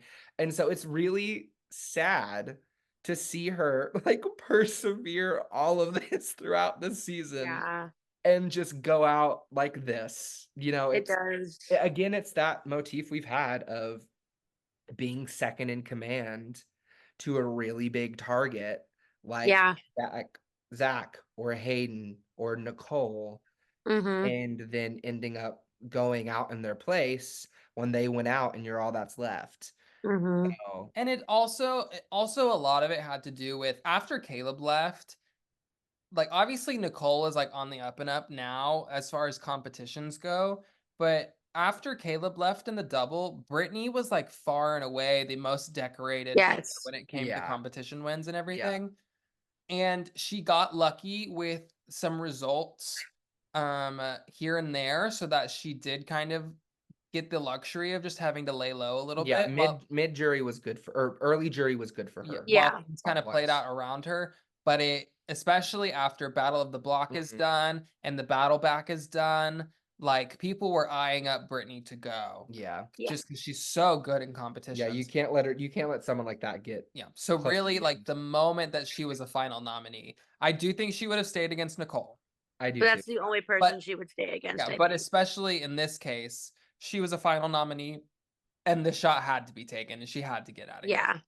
It was really sad, especially because, I mean, and we can see more as the season finishes off, but for me, Brittany's had very hero of the season vibes just because she is the straight man trying to like have clarity and like morals in like this chaotic, very self-centered house. Like I think Brittany is one of the few players who in a lot of ways really was trying to play for her allies. I think Nicole made that observation like a long time ago. Talked about that, like, Brittany and Derek being the only two people in the house that were like loyal. Or in their alliance and in the house, because she was like, this was referring to S.H.I.E.L.D., Nicole in her DR was like, this is a bad alliance because except for Derek and Brittany, we are all selfish players. Like we're always gonna put our interests first. And I really liked getting to have like a presence who was like calm. She will be Obviously, missed, and she did get fucked over a lot in the game. Oh, so. she got God, fucked yeah. over so much and persevered. So for me, this was a double whammy for me. Yeah. Oh, I will say, it was also in Brittany's like death march. She went into her DR and she was like, I should have known when I got voted as the iciest house guest that I would get evicted on the ice week. Damn. And I was like, oh no. Oh girl. Oh, Yeah, no. it was a sad end to Brittany's game. Yeah. Mhm. Amber tried to maybe get Cody evicted, Mm-hmm. but pretty much right off the bat, Joey was like, okay, great, we can finally get Brittany out. And Amber was like, well, fuck. So Yeah, it was kind of over with. Yeah, it was Again, just not in the cards. This is another settling of the ledger for Joey, because Brittany has nominated Joey like time and time again. Brittany and Derek both. I mean, Brittany's number one ally, Derek. They, from the very first cycle, Brittany and Derek have just been like time and time again nominating Joey. So Bluey Brigade gets the last laugh, bitch. Karma got its kiss for the Bluey Brigade. Yeah, Mhm, exactly. So yeah, after Brittany goes around and says her goodbyes and says her apologies to whoever she feels necessary, mhm. and everyone basically wishes her well and says that she deserves to be proud of herself and everything, which she does. Oh And yeah. I love Brittany. Loved Brittany this season. yeah, the votes come in and Brittany gets unanimously evicted 4-0. Which is so wrong. Nicole should have at least given her the pity vote. Yeah. I think maybe it had something to do with her being against Cody, and she knows It how did. vindictive Cody can be. So It she just wanted to piss did. off Cody, but True.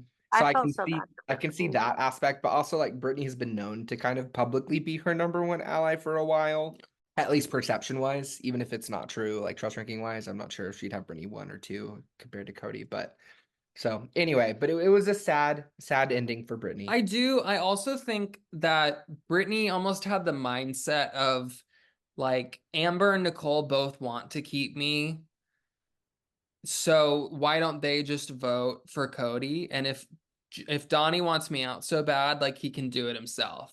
Yeah. Right. The tie break, but Nicole and Amber just didn't really share that mindset. And they Yeah. were like, Yeah. unfortunately, there's nothing we can really do. So instead of sliding Donnie and like pissing off Cody going forward, we kind of just have to go with it and like evict Brittany. Yeah. Ugh, It was unfortunate. but Queen down. Ice Queen down. Ice Queen down. Another queen dead. We lost a good one. Yeah. But yeah, that can take us into our MVP and LVP for this cycle. I would say my MVP is Joey. And we all might have the same answers this week again as we did last week. I'm not sure, but Joey These were just a couple of cut and dry weeks, I will say. they were. Other- And you know what? I appreciate that. Like Yeah. it's The okay to most- have some privacy sometimes. The most chaotic either of these 2 weeks got was when Donnie got in power and had to make a decision. Like, and that's just like every other cycle Donnie's been in power and has had to make a decision. Yeah, God help us Yeah. all when that happens. So it's like it was a pretty cut and dry couple of weeks. It was. So yeah, MVP for me is Joey because and we've already said so much of this, but she really just has come back and positioned herself really well. She managed to help convince Donnie to keep her off the block, which is a major win. One, just because if she went on the block, I still think she would have stayed, but obviously we don't know for sure. And second of all, because it's really hard to get Donnie to do fucking anything. Yeah, Donnie is not easily persuaded. Donnie follows his own tune. You know what I mean? Like he doesn't like to do what other people tell him to do, and he doesn't like to do what's expected of him, even if it's sometimes the correct thing to do. So he's not an easy person to influence.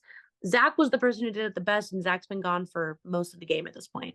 So that was really impressive. So just overall, I think the fact that Joey is literally like Amber, playing a very successful middle of the road game where I I think there's avenues in which she's targeted, but I think for the most part there are bigger fish to fry and everybody knows that, Yeah. and they're going to be taking shots at other people and not Joey.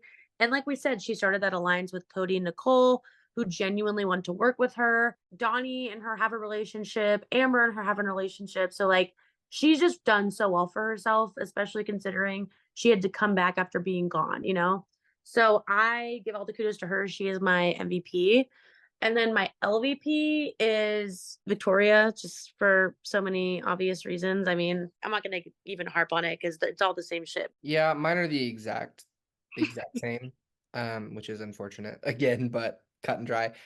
I think Joey played extremely well. I think it's been really, really cool and interesting to see Joey in this end game because Joey has come out as almost a different player to what Yeah, he was before. Like Joey post battle back and Joey pre battle back are two different players definitely. completely. So it honestly really she really reminds me of Dominic from season Oh, 13, yeah, for where sure. Dominic was a much different player coming back after the battle back, had much more of a fire lit under him, was kind Hmm. of shifting around, working with a bunch of different people, making it to the end, which I think Joey has a very good chance to make it to the end. Now, I don't think Joey wins at the end, especially because she was evicted. People tend to not like that. They don't want to vote for people who've been evicted. Hmm. And she has had some contentious relationships with members of the jury. But I do think that she's in a very good position to make final two if she can get there. I think that the only person actively targeting Joey going forward is Amber. Yep. And I don't really know why she wants to do that. So that's kind of more of a misplay for Amber's game than it is against Yeah. Joey's game. Of it's more of like why does Amber want to take out Joey when she needs to take Joey to the end to win? So that's kind of the only chink in her armor there. Hmm. And I think watching her play endgame has been really interesting. She's made some really good moves. She's identified where she needs to put herself in the power structure, who she needs to oscillate between, what people she needs to get rid of. I was just very, very impressed with Joey this week in a way that I wasn't expecting to be, which is fun because if this is full circle for me, because my very first LVP was Joey. And it was back when it was more of like I want to see more from this person. And I talked Yeah. about, I see Joey in the DR being really funny. I see her in her one-on-ones that she has a good time with being really funny and fun and good. And she has a good strategic mind. I don't know why she's not using it for, Hmm. you know what I mean, for the first half of the game. So it's actually really Yep. fun and cool to see her coming back into her own. So I'll give Jackson credit for that one. Jackson was right about that. The rest of us wanted Jackson. Jackson was right. And then LVP, Victoria. I can't really in good conscience give it to anybody else. I do think the only other contender would probably be like Nicole, probably just because, and I'm saying that because I know all of our LVP is going to be Victoria. So Yeah. I'm giving like an alternate. My LVP is still Victoria, by the way, but my alternate would be Nicole for not being able to control her own threat level and getting herself blown up to the point that I think she's in kind of a do or die, has to comp out from here Yeah. situation because even her own allies in Cody, in Joey want to get rid of her at this point. The fact that she has to consider Joey an ally and like that's all she has, you know what I mean? Or like Cody and Joey, and both of them want her gone because they know her threat level's huge. Like, so it's kind of a misstep for her. But she won the veto, saved herself. We'll see if she can keep doing that. Some people can. I think Nicole, Cody, or Amber would be a really good fitting winner for this season. So we'll see if she can Yeah. keep it up. I think we have a couple good options for winners, so we'll see what happens. Yeah, mine are going to be the same, and that's okay. But It's I okay. I will say I gave Joey my MVP point way back in cycle 6. And I think me and Sydney both gave her a point. And I think it was largely not because of anything in particular she did that cycle, but because she had the resilience and the drive to survive every single fucking time that she was nominated pre-jury. And Mm-hmm. so many players, kind of like how Brittany did this cycle, like saw the writing on the wall and was like, well, I'm going home. And that's just what it's going to be. Mm-hmm. Has never done that. Not once. Even when she got evicted next to Amber, she fought like hell that Yeah. last cycle. Mhm. She was like, I'm gonna do whatever I can and say whatever, and something's bound to stick. Yeah. And So to see her go through so much, literally get evicted eventually, and then come back, and it's so easy for these battle back players to just get For back in revolving the game, door. yeah, and then immediately get evicted again and just be whatever. Like, congrats, you bumped up a couple placements, but you immediately were nominated and evicted again. And that didn't happen with Joey, and it's because of the things that she did. It's not like she was just like, oh, well, she's not gonna win, so why even target her and nominate her? Right. I'm sure that played a little part in it, that Yeah. she has been evicted already. That definitely is a big knock against you if you're at the end for most people. But As it should. yeah, but she has played every moment that she's been back in this game, trying to better her position and get in with the people she needs to get into to survive another round. I will say I don't think her chances at the end are incredibly high if she is the No. final two to win, but she has like some really good friends on the No, jury. she does. Caleb fucking adored Joey. Yeah. And Caleb Hayden will loves really her. vote for Joey over anyone if he gets the chance. Mm-hmm. He had a good relationship with Zach, and Joey was one of the few people Zach wasn't pissed off at once way when out. Zach got evicted.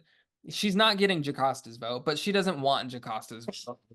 Hayden was Hayden will vote for Joey's Joey. ride or die the Yeah. whole game, and she respected that. Brittany's not gonna vote for Joey, but like she has friends on the jury. America might vote for There the is you a never know. path to victory. Yeah, and like it who might the be fuck slim, knows? but there is Yeah. a path. She could win one of these endgame comps and like take out Nicole. Like, Yeah. I like Sydney said, it's very slim, but she has more of a chance than I think a lot of people think Yeah. and give her credit for. And I she agree. clearly has this drive where she's not going to give up, and I cannot give her enough credit and enough respect for sticking it out and doing everything she can, because I think by this point, like 9 out of 10 people would have thrown in the towel and Oh, just given up at this point. So I cannot give her enough respect and enough props for still being here at this point at the final like 6, final 5, like, and she's still fighting. So I have the utmost respect. Same. And then my LVP is just gonna be Victoria. Yeah. Sydney, why don't you lead us in to being blindsided by the trainer of the episode when you pick like Cody or something? I don't know. Yeah, when you pick Hayden. Because not here, but Hayden slayed from the jury house. He slayed from the PC box. Wait, that is actually I do want to say that before we get into the trainer of the episode, because we haven't mentioned it at all. We do have a jury house now. They just don't do shit. Fighting. And they're fighting. That's true. They literally aren't there for like 2 days. Then they get on and just all fight with each other and then log and then back leave off. again. It's literally there is more. It's actually kind of everything. There's more action in the jury house than there is in the house chat. There is. And it's not like, good morning, hey guys. It's like, you're a piece of shit, and this is why your game sucked, and we hate you. Like, it's wild. Yeah, because all the people in the game like secretly hate each other still, but they're not gonna say that to their face because they want to like stay. All the people in the jury house openly hate Openly. and there's no more stakes left in it, so they're gonna tell you exactly what they fucking think. Yeah. And I live. But yeah, Sydney, take us I live for away with the trainer of the episode. Yes. So trainer of the episode, again, it's not anything exciting. This is not the week that I'm throwing everything into cahoots. It is Joey. Trainer of the episode is Joey. And I'm not really going to get into the reasons because we all just talked about it. I think Jackson summed it up very beautifully. Joey has come back to life, full force, and she's showing this week how well she's positioned herself for all the reasons we discussed.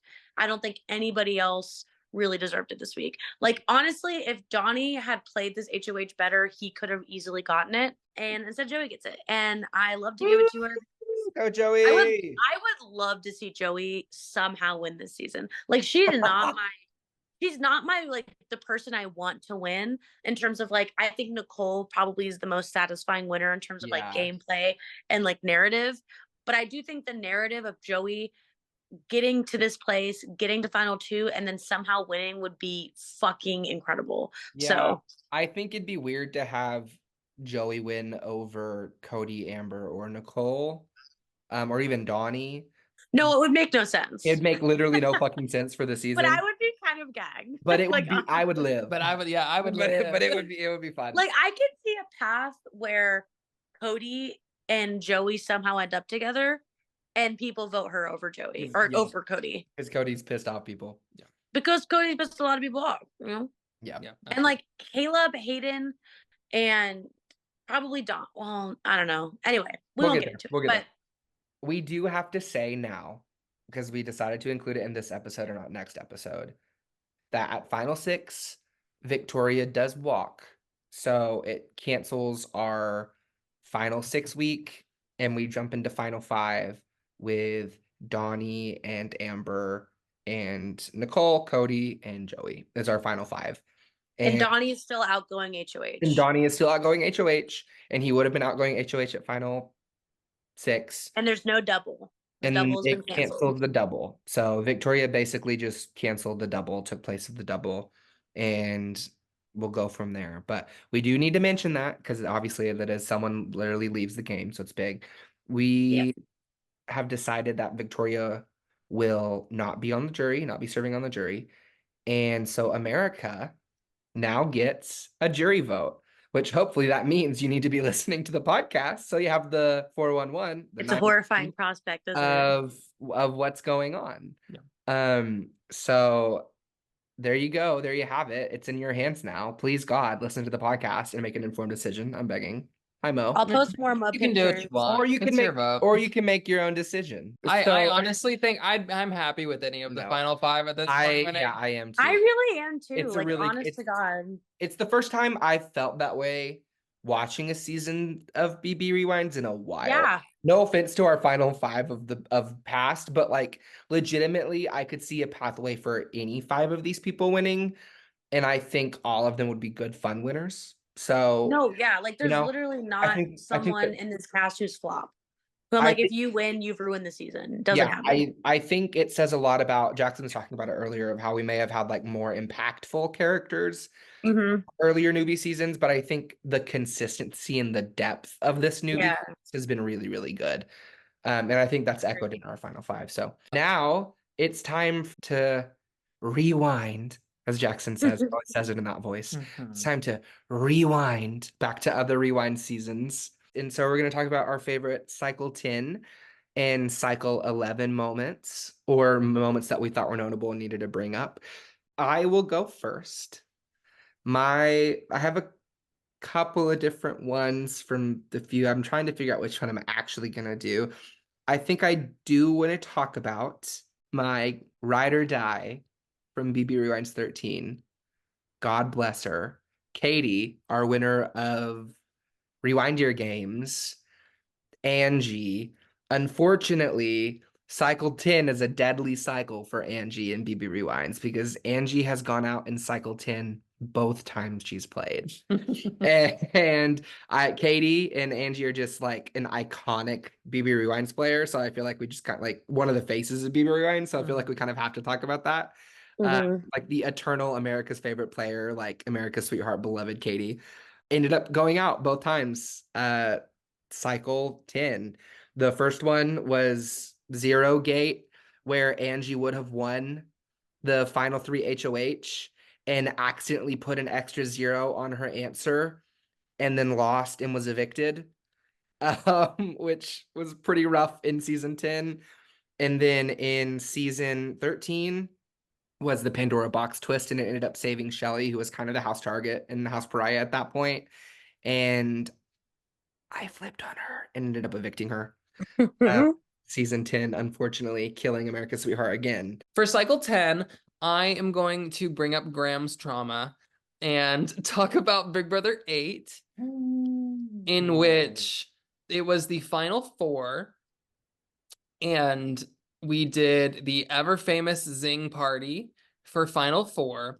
And the way that is formatted is there's different chunks of spaces that symbolize like different cycles. And then once you get to the end, there's 3 season trivia questions that's based around seasons as a whole. And there was a question on Big Brother 8 that was about what time did a certain event happen? The question was actually talking about previous house guests that had come into the house.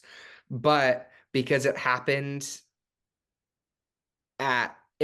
between 11 p.m. and 12 a.m.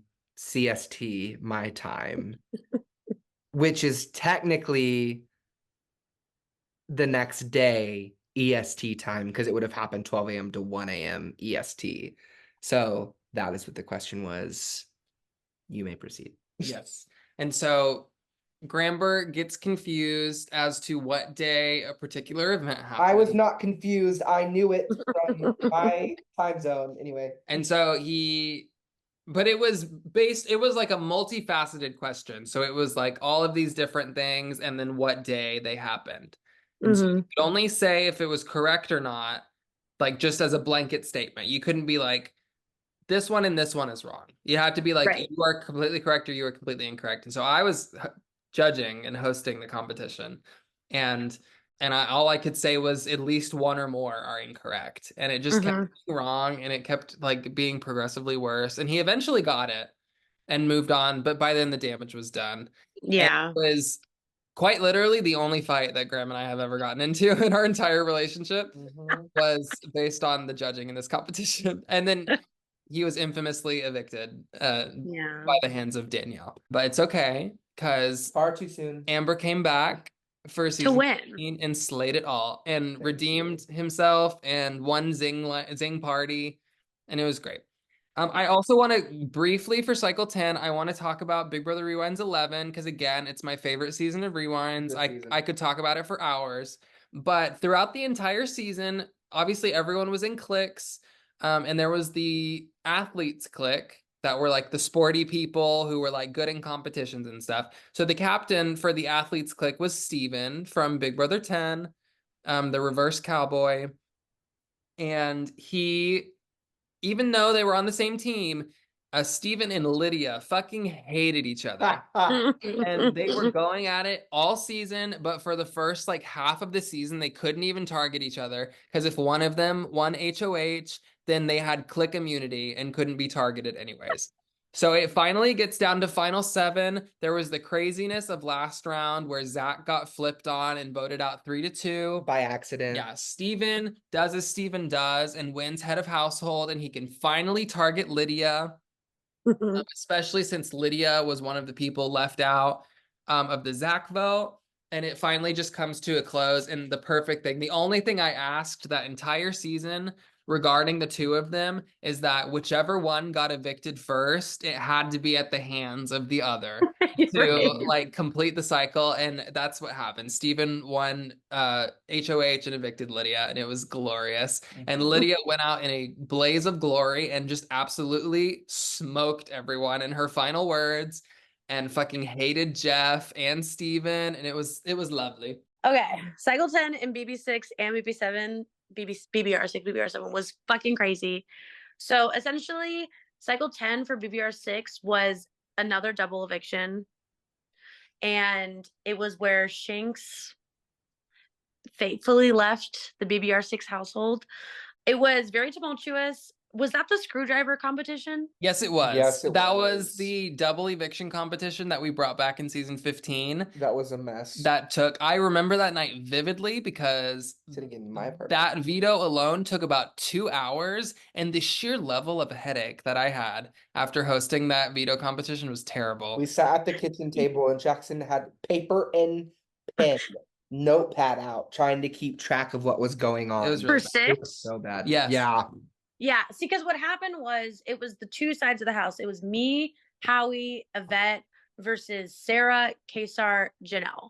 That was who it was. And so whoever won this competition was going to be able to essentially take out someone from the other side.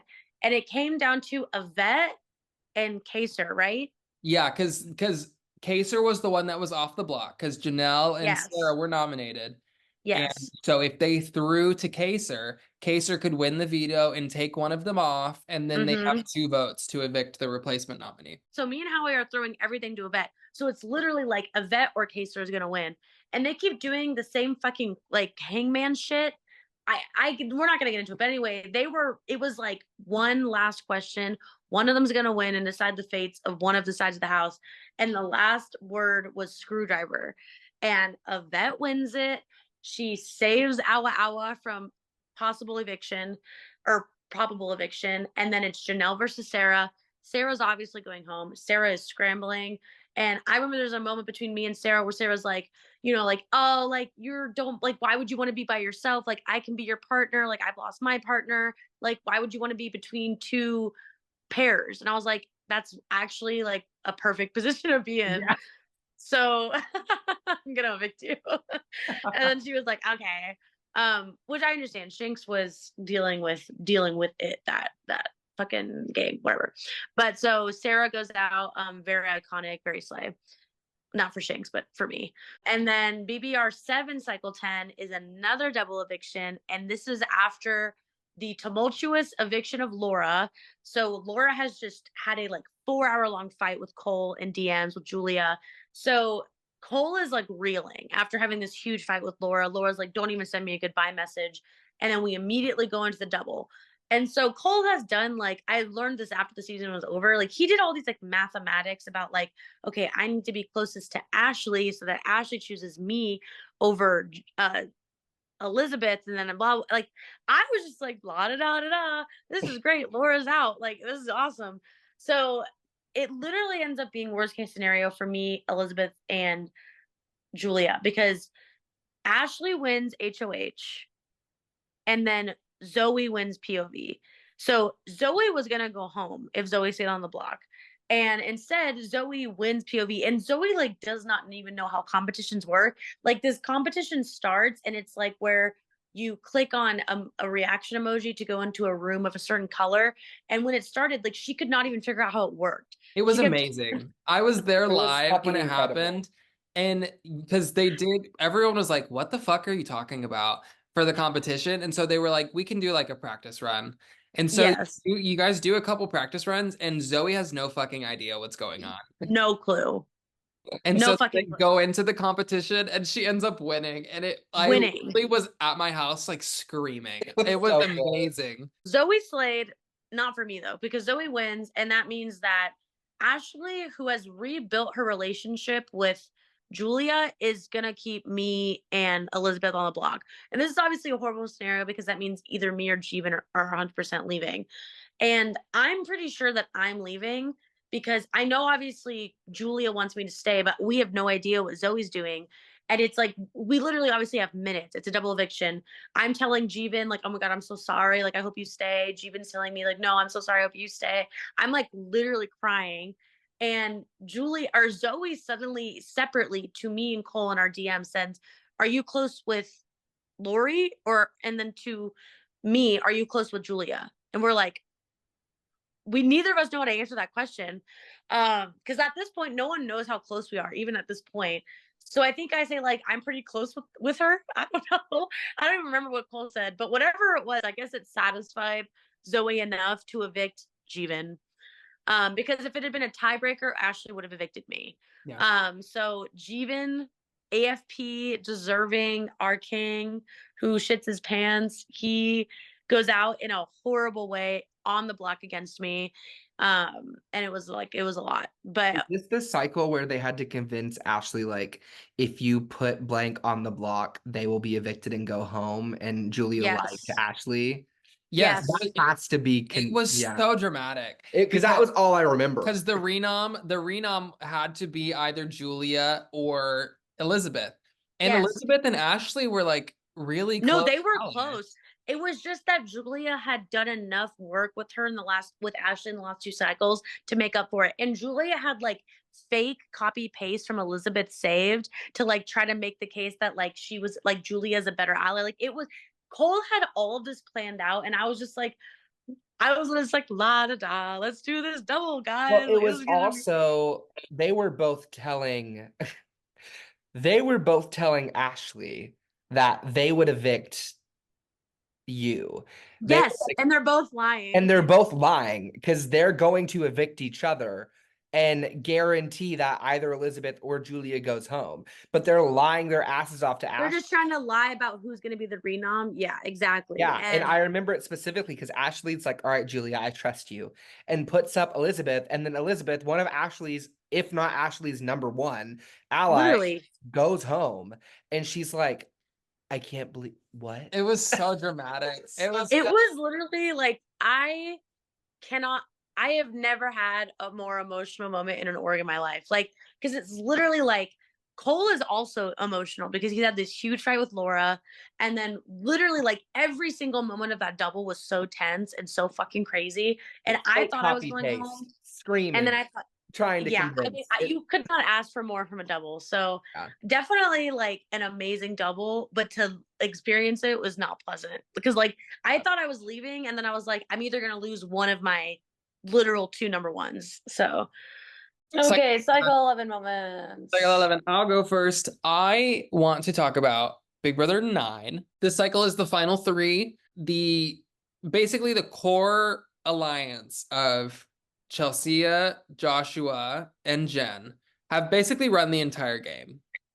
Chelsea and Joshua are the secret duo of Edvin and Brody that actually came into the game like knowing each other and knowing each other's identities. They were put on different pairs for the twist because on the show it was based on romance and stuff, but Sydney came in as our astrological advisor and put them together based on astrology because the whole theme for that season was like space and astrology and the stars. And so Chelsea was actually paired up with Jen for the actual pairs, and Joshua was paired up with Alex, who had just been evicted in the final 5 because Chelsea fucking hated Alex, and Alex had nominated Chelsea at the final 6.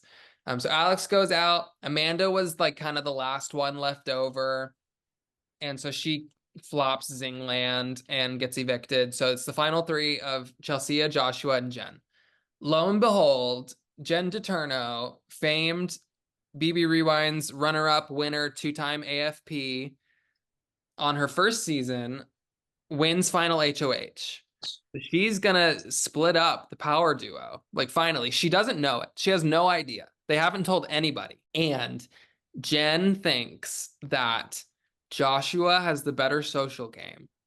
And Joshua has a better chance of winning at the end than Chelsea does. So Jen evicts Joshua and takes Chelsea to the final 2. And Joshua, on the way out, lets it drop that Jen just evicted one of the secret duos of the game, and that Joshua and Chelsea were the power duo the whole time, and that she unknowingly split them up. And Jen proceeds to go to her diary room and spiral. She looks like an idiot. And all this. And then she, of course, goes on to lose in a 4-3 vote against Chelsea. Iconic moment, absolutely, for the books. Had to mention it. I will go from BB Rewind's Cycle 11. BB Rewind's 14, where amazing season. Ashley, aka Cheryl, Blossom, goes absolutely fucking bananas ape shit in Danielle's one-on-one in order to keep her from going home. And I mean, when I say absolutely fucking bananas ape shit, it's 18 solid hours. She sent over Sydney's crying. Sydney's literally crying on the Zoom. I remember. She sent over 500 messages in a row without Danielle responding. Of please keep me, please, I hate you, I love you, please, I'll kill myself if you don't keep me, please. And this is Ashley, our beloved drunken mistress. To Hazel goes on a drunken, stupor, just rant, attack, psychological warfare, one might say. Psychological warfare. In Danielle's one-on-ones, where she sends over 500 messages in a row without Danielle responding. After Danielle said, look, give me the night, I'm gonna think about it, because Danielle won the power veto, and it was her choice as whether she could evict Ashley or Krista, BB Rewind's famed 3-time winner. Spoiler alert, she wins that season. And everyone thought she was fucking insane for keeping Krista around when she did that. Which, again, I will always say to Danielle's credit, this is one of my favorite cycles of BB Rewinds ever, by the way. Yeah. Because this was such a good move by Danielle. And people thought it was a bad move by Danielle, but it was actually a good move because the jury did not like Krista at all. And they didn't think she played that great of a game, but like Cole always plays a good game. And then Cole whipped it out at the end and they were like, oh, you know what I mean? And they're like, oh, we got, you know what I mean? Because that's right, that's Cole. And it did basically guarantee her final two. It guaranteed her final two. And the thing is that Danielle did not have guaranteed final two. In fact, she probably went home in final two every single time if she got rid of Krista. Every single time. So it upped her odds to a basically guaranteed position in the final two to argue her case. And she got 3 votes and only lost. I think she made the right decision. She definitely did make the right decision. And anybody who still gives Hazel shit about that decision to this day, find me in the spec lounge. You don't get it. You don't fucking get it. But so not only was that iconic moment happening of Krista and Danielle bargaining to each other, like the 2-time winner, soon to be 3-time winner, being like, no, here's why you need to keep me in the game so you can guaranteed make it to the end. You know, it's such a good move on top of the fact that Ashley just like, I've never seen anything like it. I say begged, borrowed, stole, cussed, prayed, worshipped. She tried like any emotional tactic you can use against a person. She tried it. Was used. Like all at one time. There was no like Sydney's crying again. There was no. It's just so fucking. She was so crazy for that. Like, and Hazel's like, I'm not logging off. Like Hazel's like, fuck this. Literally, there was no tact about it. There was no emotional resonance. There was no filter.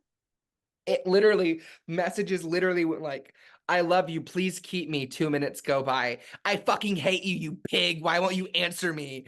It's like, Sydney's crying again. It's like those incel posts that of the men being like, I'm literally gonna throw up. I'm like laughing so hard. It's because it's like those incel posts, and then you're like, hey, sexy, we should get together sometime. And then a day later, when she doesn't respond, they're like, okay, go kill yourself, whore. Like, it was that energy for 18 watching hours it in real time was like so. I've never witnessed a psychotic breakdown like that live. Like, I've never seen it happen like that. It was really crazy. And the one-on-one was open. We watched it happen the whole time. It was there for everyone to witness, spectate. And then she fucking evicted her ass. It was like watching a terrorist attack. Yes. Like, play out over the course of like 18 hours. It was crazy. It was like watching someone get like bombed for 18 hours, but like they're not home. Like, yeah, they're not home. Someone's just firing, and there's no one's home. Someone's bombing and shooting your house, and you're like, you're on vacation. You're not there. You're not in the country. It was wild. I forgot about that. Thank you for reminding me of that. You're welcome. It is my favorite cycle of BB Rewinds ever. For such a good reason. Period. Stop. Like, no stop. So good. I think I'm just gonna talk about BBR7. Because I just remember it better. Cycle 11. So this was final 4 with me, Ashley, Zoe, and Julia.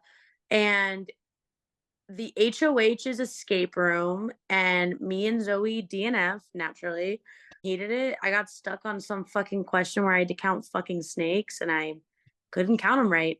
That escape room was historically remembered as one of the more difficult escape rooms. Thank you. Ever be made. Thank you.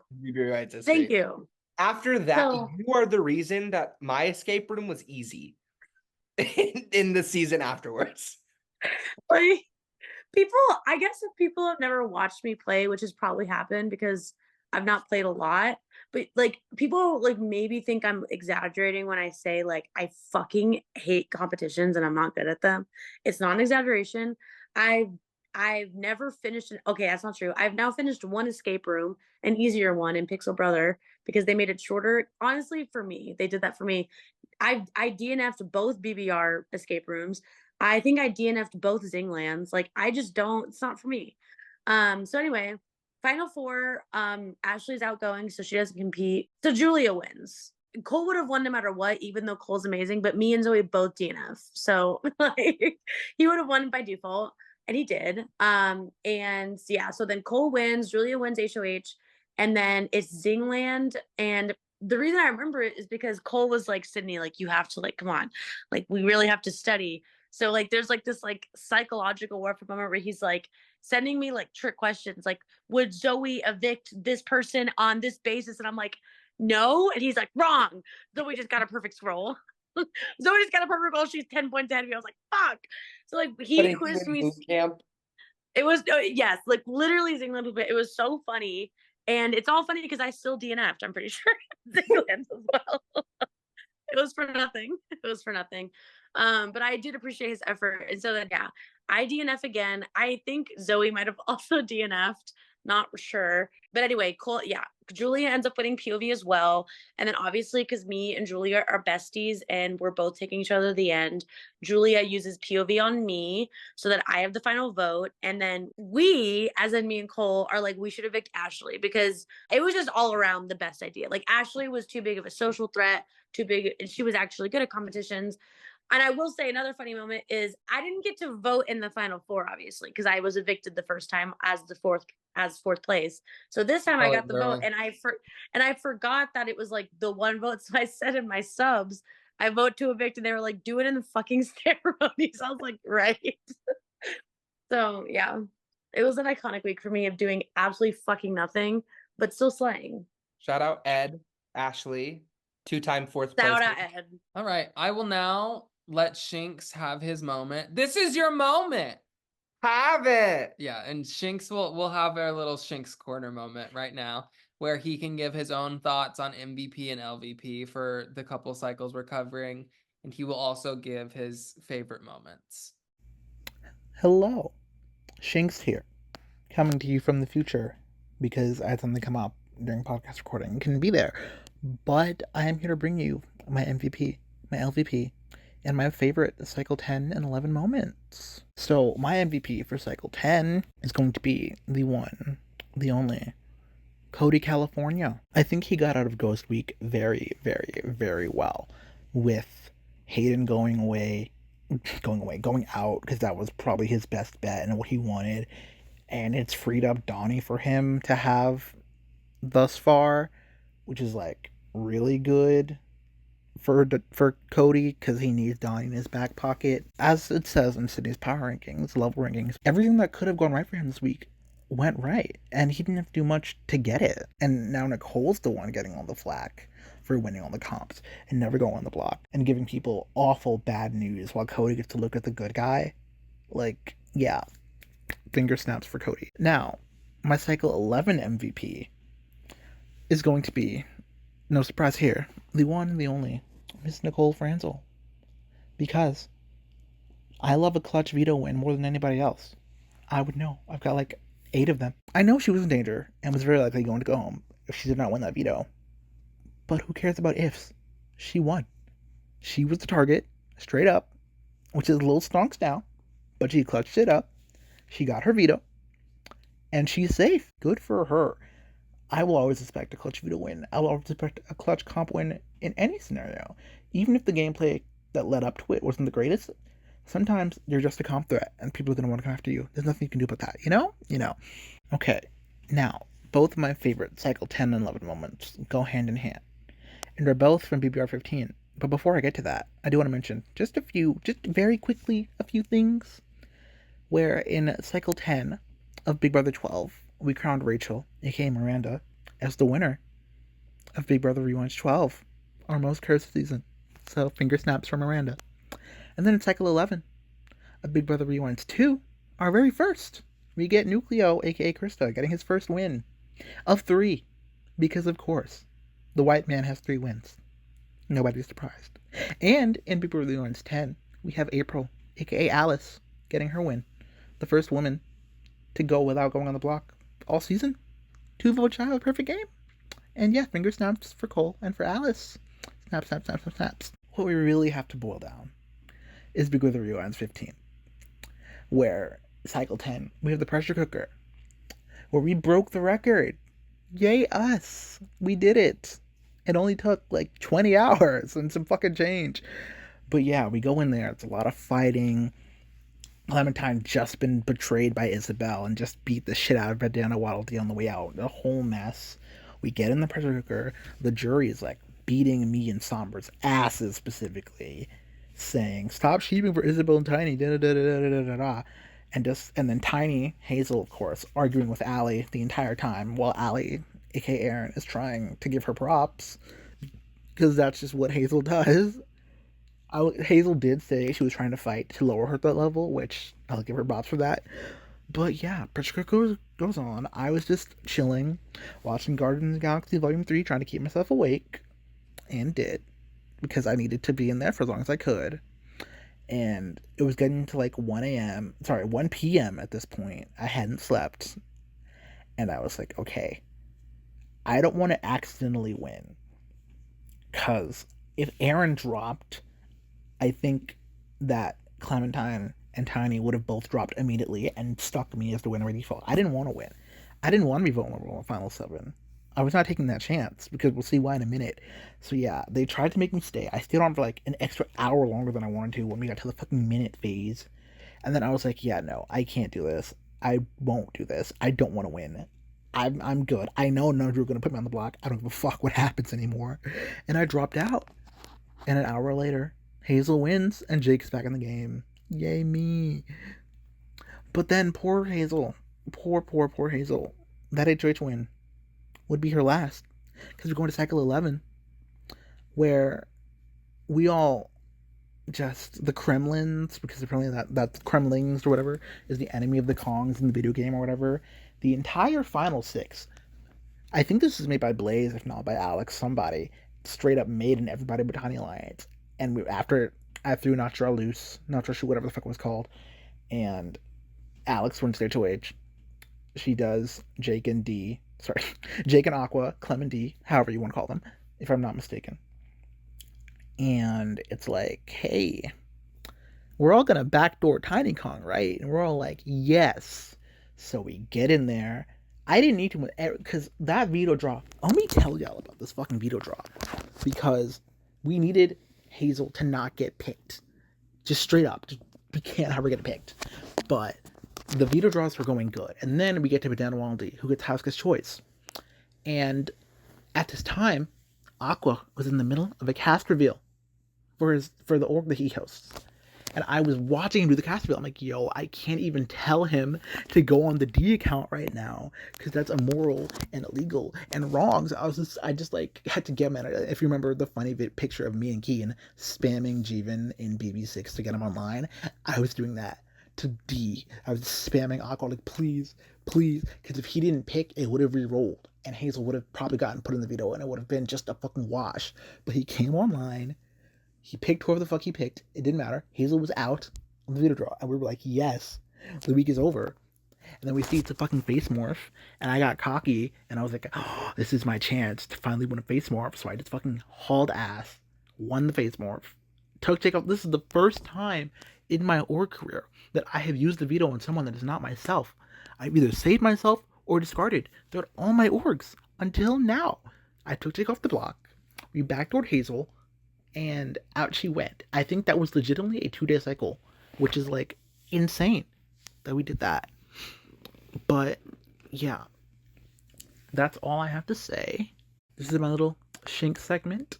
And Jackson, if you guys haven't known the outro yet, take it away. Thank you, Shane. Thank you so much. Thank you, Shane. With all of that being said, that is going to wrap us up here. We will see you guys next time. We are at the final 5 now, and we still got some tricks up our sleeve. There's this fucking reset button twist. Oh, God. And the end game is here, folks. Like, we have some guests. And we'll see you guys then. Bye. Bye. Stream Hulu and ABC.